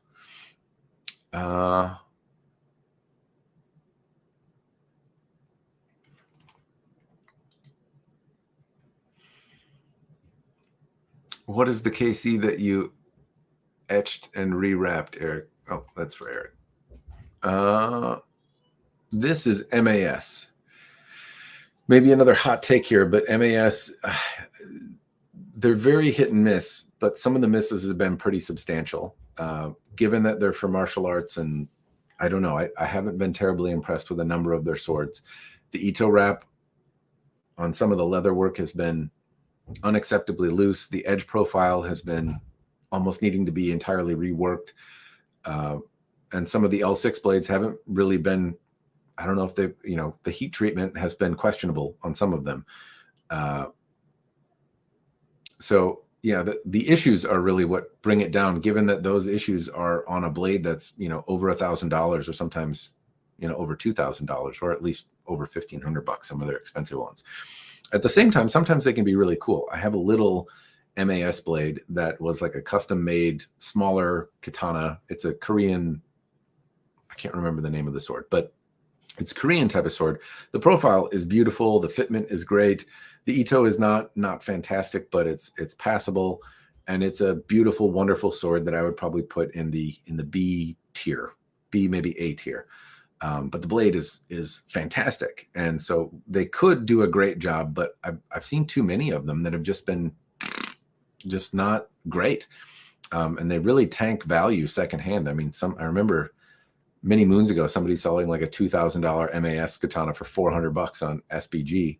So he had to like reprofile it to sharpen it and glue the handle together so it would stay together, and he had trouble getting $400 for the thing. So I don't think a whole lot of MAS generally, but I do think that they have made some really stellar, amazing pieces. But I mean, the price point and what you get, I don't think is there. And they're supposed to be L6 and durable, and I haven't necessarily found that to be the case consistently. I think this is mini katana. I get lost. I have to go to my cheat sheet over here to figure out which one this is.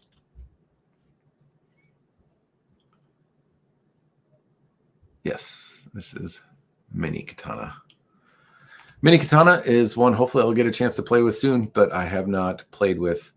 9 Circles as well. Many moons ago, 9 Circles made a Shinken that they sold, and secondhand they always went for like $900. I got a chance to play with some at a dojo, but I don't have enough experience to really. I might have even had one, but I can't remember enough to say that what it was about. My gut feeling is right. It would be in the like it was okay, but very expensive. Oni Forge. This is probably in the C tier. Oni Forge is another defunct one that you can't get, but they had this one sword that was so cool called the Yukigamo, and it was really neat and beefy and wide and folded and cool looking. And they had a few other Oni Forge kind of specific blades that were pretty cool looking. The Yukigamo, I think, and I think there was another Kiramaru that was pretty neat as well. And they had some neat paint and finishes and stuff, but you can't get them anymore. And if you can, they're okay.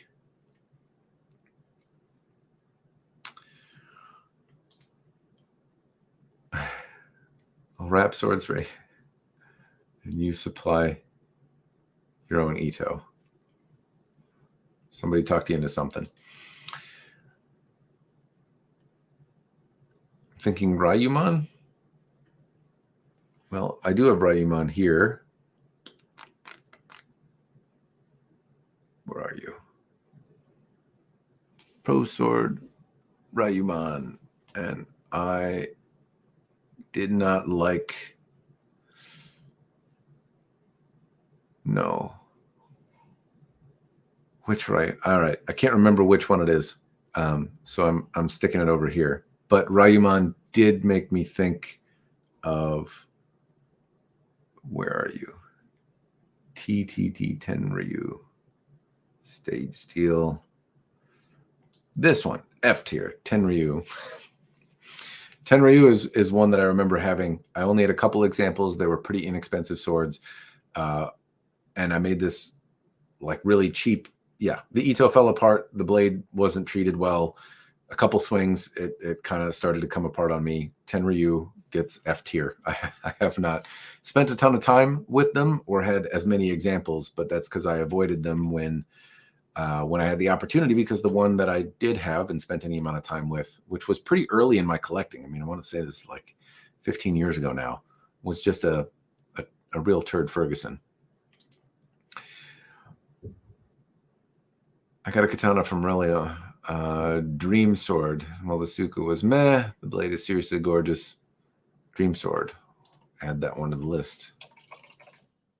I've not heard of them. They would go on my don't know list. Masahiro had some nice kosher, but horrible wire brush fake Hamon. Yes, and my stuff fell apart.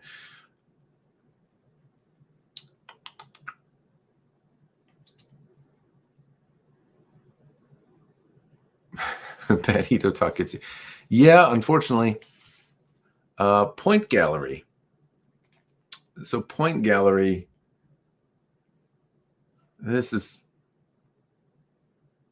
I'm going to probably put Point Gallery in A tier.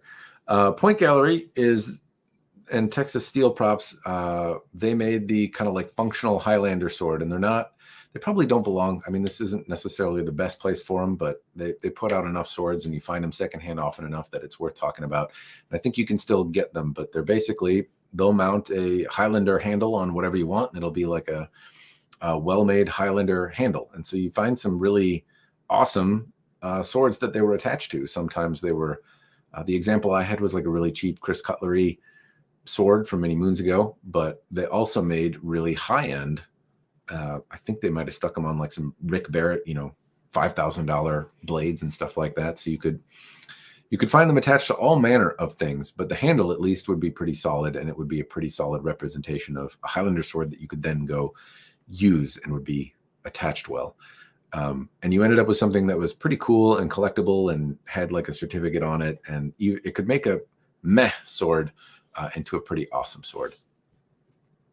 Granted, it wouldn't make the sword any stronger because they could attach it to a $100 Musashi or something like that, but it would still make that sword way cooler.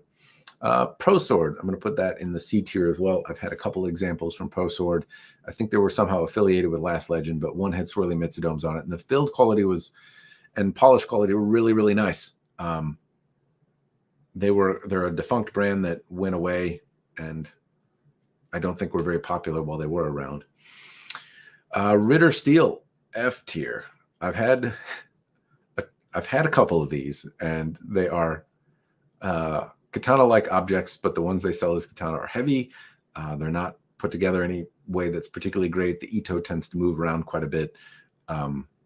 They are in silhouette a katana, but in up close profile, not so great. Romance of Men. At the moment, they would probably go into the C tier, and probably in this spot. The thing is, the early examples that I got from them were plagued with loose ito issues, and in a way that was really not okay. And hopefully that is not something that they're stocking today, but there were jarring issues with where just how things were put together was really not sufficient. But the latest examples that I've got from them are now in the pass. You know, there's still room for improvement. There's still room to move up the ladder, but they are getting a pass. And the blades, fortunately, have held up pretty consistently. The first one, the handle blew apart before the sword would break. And the latest one that I did a review on, I didn't push it to failure, but I did do some aggressive things with it, and it held up pretty well. So I think they're moved into the C tier. And as a company, they respond pretty well to feedback. I've done some unkind things to their stuff in reviews, and I've given them very candid feedback that other vendors would, you know, potentially not like to hear from me, and they've taken it with grace and genuinely taken steps to improve with each iteration. So I think they do a pretty solid job. Now, I think that the newest ones that they've gotten are showing improvement. I still think there's plenty of room to improve, though. But more to come. I have another one to review from them, as well as the armor. Got to get the review done on the armor. This, I believe, is Ryan Sword, and the examples from Ryan Sword, I'm gonna say they probably go in the B tier. I know this is kind of a hot take here, because Ryan Sword has its own share of red flags and whatnot that may go around it, but the examples that I've gotten to see from them in the last 2 rounds, there was a $135 sword and a $350 sword, and the $350 sword was a fantastic feeling sword, and it came with a cool ass Suba, and it was sharp and nice, and it held up about as well as you'd expect a folded laminated blade to hold up. And the $135 sword I thought was also pretty nice. And I know that there's some caveats, and other people have had very different experiences with them, and trust can be an issue. But the swords that I've had from them were, you know, if I look at just those swords and the experiences I've had were pretty good. And the other swords that I bought from the secondhand market that were attributed to Ryan Sword were also not so bad. I've heard some horror stories, though. Sabersmith. This probably goes in the C tier.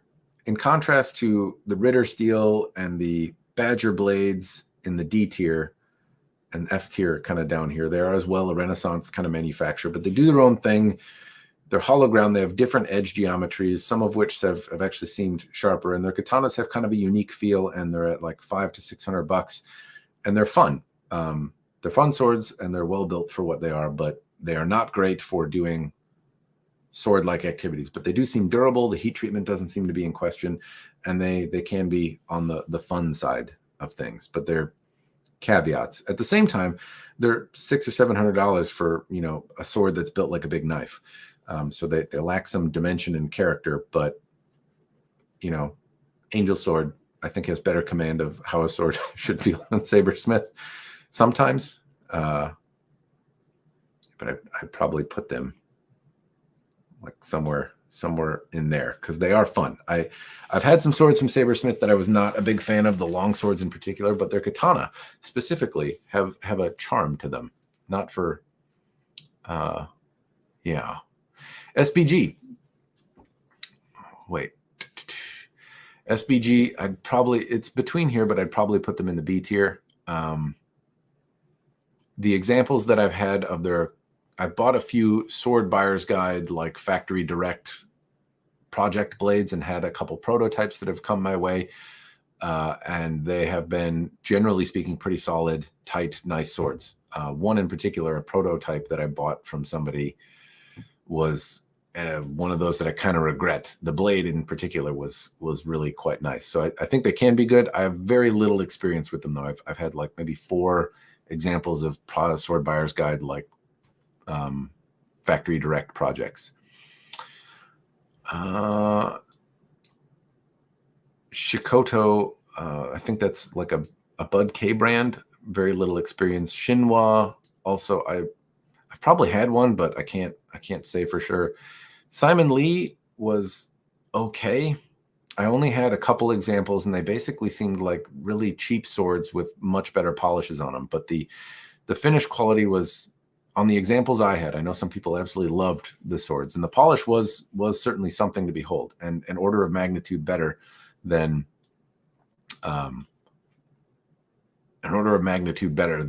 other stuff out there at the time. But the blades that I had them on were still very mediocrely mounted, and still seemed to be like the same folded blade that would come out of a Munetoshi, but with a better polish on it.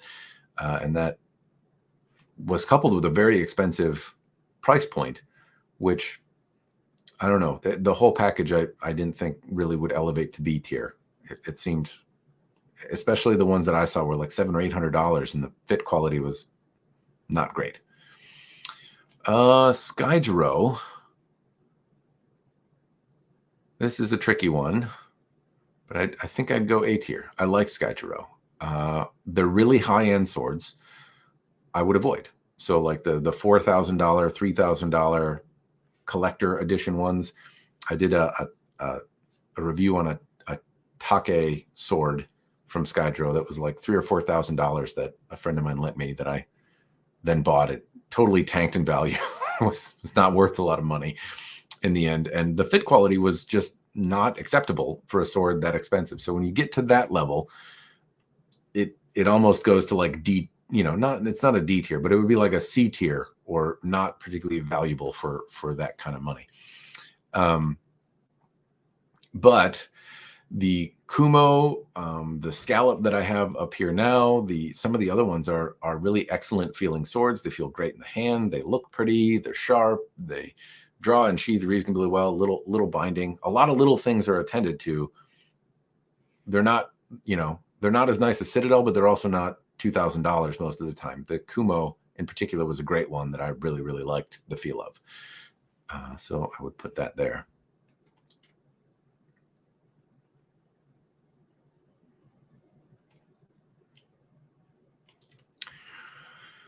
I have some Simon Lee, Tamahagane. The blade's a work of art, but the fitting and Tsuka are trash. Yeah, and that's kind of why the Simon Lee kind of goes in the same line as like the Dynasty Forge. There's a few examples like that, but Simon Lee, the sword that I had from, or the examples that I recall Simon Lee having from them, didn't feel as magical as the Dynasty Forge one did. And the polish was nicer, but like what was underneath the polish didn't strike me as interesting. Soko Jahara, maybe that's the Bud K one. I don't have any experience with that. Sheng Sword. This is a tricky one. I bet if I had more examples, it would elevate. But the one that I had chipped on a water bottle, it was pretty, but also the fitting was like missed, like it used different fittings and part of it was rusty. And I've had a couple Estini Hunto as well, and I wasn't terribly impressed with them. And I think that's also Shang sword.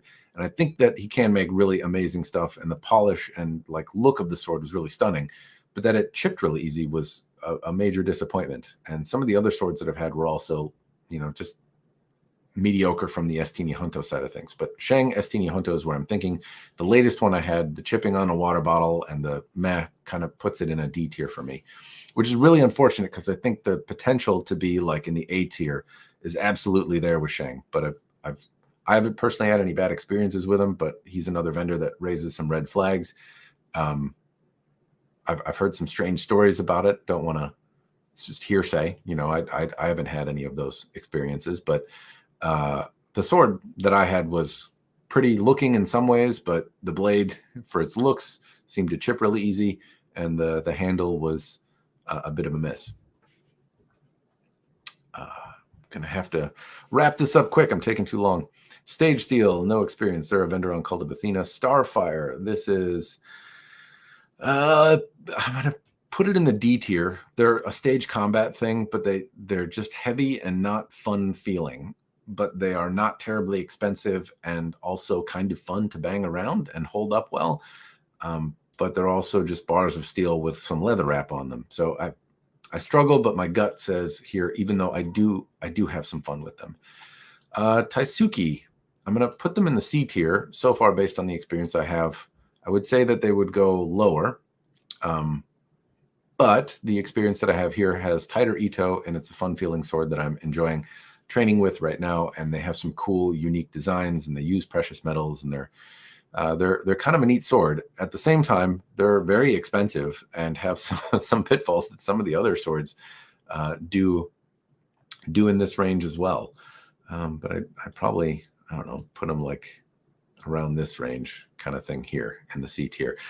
The sword that I have from them is one of their most expensive swords, and the polish and Ito are in the kind of questionable line. I'd like to see it much tighter. If it's a $3,000 sword that's in this price category all the way up here with some of these other really expensive brands, but the polish is not as nice on a big half of it. At the same time, if I look at the other swords that don't have a Kasaki that's 20 inches long, the polish looks a little bit better and is a little nicer. So I don't know if it's representative of the whole brand. And the Ito and precious metals are, or the precious metals and kind of design flow through their lower end models as well. And I've had some of their lower end models, and they feel really nice in the hand, and they're a fun feeling and nice looking sword. Ito tightness is a question though, but they're, you know, some of their Unokobe Zukuri stuff and some of their like their KTN2, I've had that. They do feel like pretty solid swords, and they cut well. Though I haven't gotten a chance to play with this one just yet. TFW. This is probably in the B tier for Katana. They are basically the Chris Cutlery copies of the KC-29. They look and feel and do basically the same thing.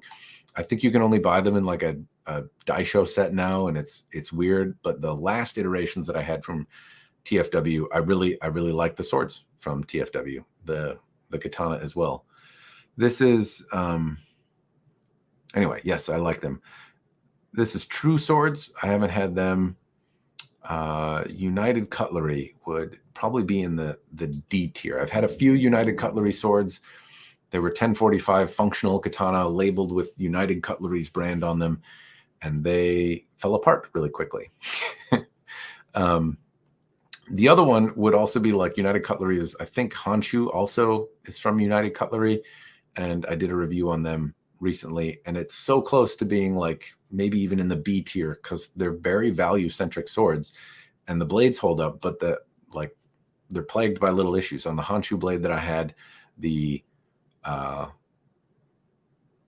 pommel, basically fell off, and I know they're trying to address it, but that was an issue. It held up to do other things pretty well and took an edge pretty well and held an edge pretty well, but then it also broke on a tree, which I would argue is maybe at best C tier if they fix the pommel. But if they could get the whatever's ailing the heat treatment and also the pommel, I think value-wise they could be solid B tier. And their katanas, if the Ito was tighter, I think also would probably make it into the C tier. Win Wickedy. This is like a history lesson. I didn't get into it, but supposedly this was the brand that like started the influx of Chinese mass production swords and like changed the market a little bit and then went away. I don't know much about it. Never had one, never got to play with one, but somebody who knows the history of Chinese mass production swords might have some things to say. Yes, Katana. The example that I had is probably kind of teetering on the C tier. The Ito was, I have one more to review from them.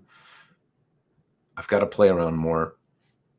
I'm not entirely comfortable with this D tier, but the example that I had from the last one was, that's probably more of a C tier.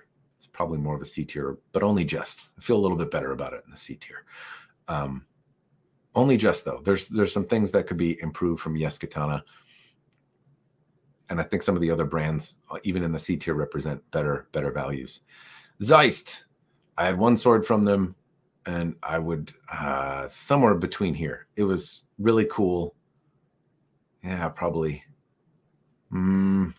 Yeah, maybe even the A tier. It's kind of the same thing as like Point Gallery. They made this like Kevlar or this rubber-handled Highlander sword that held up, and it was fun to train with and really cool. I only had one. I bought it secondhand. I don't know that it really belongs here because they definitely don't show up very often. But I think some more stuff is coming into production, and the example I had was really fun. It was cool looking. The polish was kind of neat. I did a review on it. And I thought they were really cool swords. It's maybe more of a, I don't know. I think it's probably up here somewhere in this range, kind of like this. But I enjoyed the Highlander katanas from Zeist Armory. I think it's a katana made by somebody else and then a handle put on it, but it takes whatever you make and instantly turns it into an awesome sword, kind of like Swirly Metsunomes do. But the one that I got to play with was well done. And if you dropped it, it didn't smash the little lion head off. And it felt a little bit like murder in the hands, like it would chew your hand up, but it was still awesome and a fantasy thing. And for the way those fantasy swords are made, it was still, I don't know, it's pretty cool. Zisei, I'm probably going to put, I think it's, the thing is, yeah, I'd put it in a solid B tier. The thing about the Zisei one is that the sword that I had was soft and would bend and was really well made, pretty polished, not super expensive. I think it offered a pretty compelling package. And so the competition in here, I think, is value. I think there's other values in here. But at the same time, like, I had some confusion. The website said that it was like a Kobusei construction. It wasn't. It was crucible steel and had some metallurgical effects in it that were nice. The polish was nice. The build quality was nice. At the same time, like, Huawei offers a lot of that minus the polish and attends a few things better. And so anyway, I only looked at the least expensive option Zisei had at the time. It was still a very nice sword, but there was room for improvement. And $900 is quite a lot of money for a well-polished but not terribly durable sword. But still, it was an amazing and fun-feeling sword for EI, and it still cut tatami pretty well. And there was a lot of redeeming, cool stuff about it. And the other stuff that they make looks awesome. And Zombie Tools. Zombie Tools goes somewhere kind of in here. Zombie Tools, for what they are, every time I've had one, has impressed me. They are durable and feel cooler in the hand than they should. And I haven't pushed one to failure, but I know that they've put them through the ringer and they hold up pretty well. And they're just cool swords, and they're not super expensive. But I think if I look at like the Sabersmith kind of lines over here, they're in the other guys kind of get in the fun tier when they make these kind of swords. Zombie Tools, every time I've held one, like, they don't feel dumpy in the hand, or they feel better than they should for a tool that's built the way they are. And so I think they make some quality, nice stuff, and I would put them in the A tier. Anyway, that is all the brands that I can think of and do, and some reasons why, and some of the experiences that I've had, and yada, yada, yada. There's still plenty of stuff out there that I have not experienced and don't know much about. Zombie tools are sharpened crowbars. Well, you'd think that, but that has not been my experience. The zombie tools Katana and Wakizashi, the Wakizashi in particular, was like a very nimble, fun-feeling sword. And the zombie tools Katana that I got to play with, haven't owned one, but I got to play with one, also felt way better than I thought it should, because I thought it would be a crowbar and I could move it, and it wasn't like the most agile thing, but for being as thick and, you know, chungussy as it was, and also like kind of fun themed, I actually thought like it had some command of maneuverability.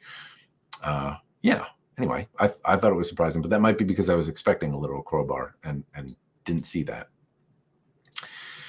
Zise looks like it's approaching Motohara in quality for less money, but no for a Moto. I don't think they're the same.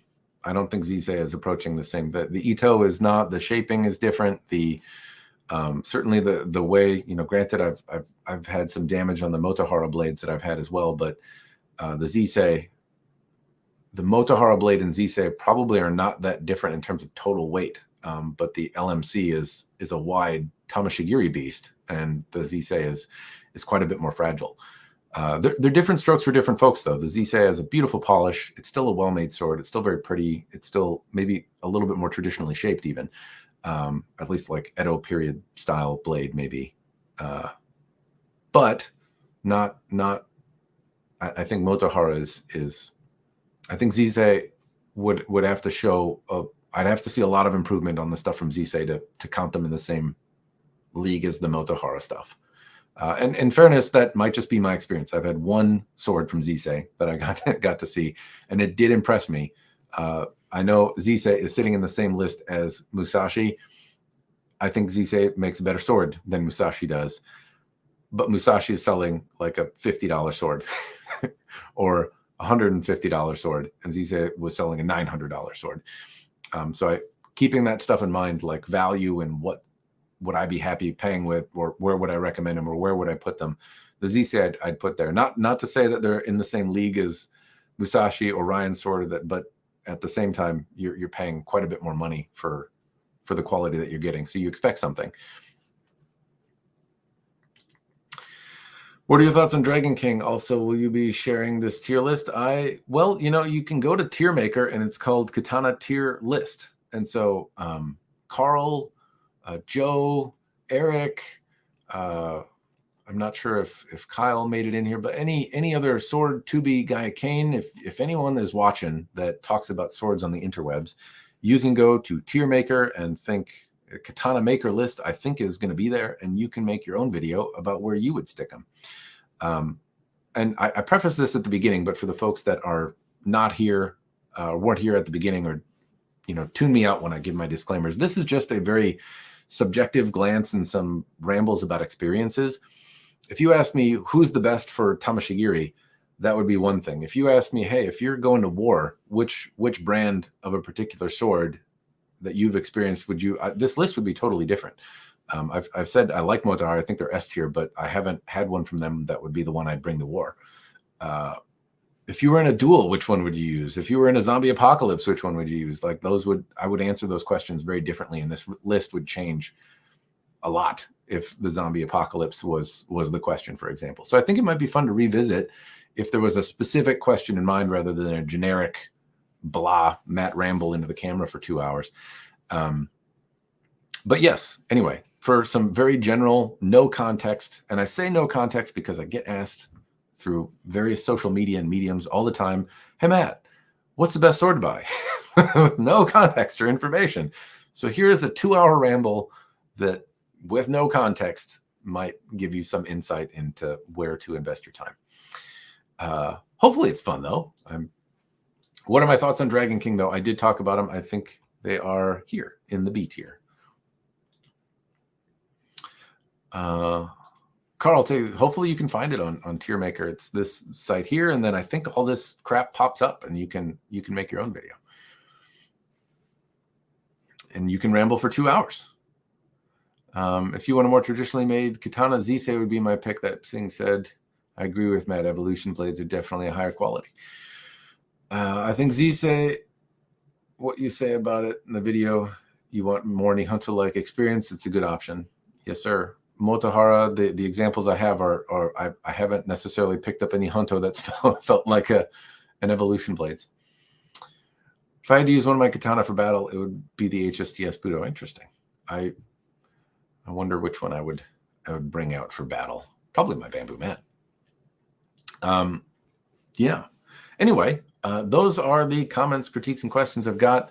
My L6 Slayer would be my battle sword. So, for fairness, when I think of battle, right, I'm thinking of, there's different ways to define a battle, right? Do you mean like you're in World War II and you have a katana at your side and you're doing a bayonet charge or something like that and you want to break something out? Are you in a duel facing multiple opponents in the street with no armor? Or are you in like a 14th century feudal Japanese war where you're, somebody's thrusting spears at you and you need something that you can bat the thing away and that's not going to flop over like a limp noodle or that's going to take a hit and that you can use as a very sharp club, but that needs to be robust and be able to bang into helmets and hit steel rims and still like function as a weapon. Because, the LMC that I have from Motohara, fantastic blade, but it bent on a water bottle. I mean, granted, it was cold outside and the water bottle was really thick, but I can't slice that in a way that makes it sound cool or acceptable or like it would work well in war, right? So they make other swords that are not the light mat cutter, that are not designed to be very thin, lightweight blades that I'm sure, would probably be better suited to the task of defeating pole arms and bashing into armor and stuff. And I'm sure they can make something that would do that at a very high quality. But the LMC that I have is not that sword. It's great at other things, but it's not great for that. So, if you're asking about like, hey, somebody's thrusting a spear shaft at you and you want to cut it out of the way and you have like this shaft of wood that's going to bind into your sword that you're going to be twisting and like your sword needs to survive that and still be able to defend yourself with it. That's when I think of battle, like that's kind of the context, like defeating pole arms, hitting the steel rims of shields or wood or armor or bopping on helmets and stuff and dulling and not losing an edge so that it can't deliver any kind of functional cut. That's kind of the lens when I think of battle sword. Anyway, this has been enough time. I need to go and apologize for my wife for talking for a whole extra hour. Hopefully she still stays married to me. That is all I've got, everyone. Hopefully it's been interesting. If you liked this, let me know. And if you want to see me like reorganize the list or do another one like this, or maybe it's just more interesting to watch me do chores and clean my swords instead of doing this kind of stuff. And if anyone took any offense, hopefully the lack of context, hopefully as I put vendors in here, I can't blame some people for potentially, taking it the wrong way. And so hopefully that's not the case, though. It's all in good fun with context, and hopefully my experience colored why the categories are what they are. And if we put it in a different context, like zombie apocalypse, for example, Ritter would probably be higher up on the list than an F tier. Anyway, that's what I've got. Cheers, and thanks for watching.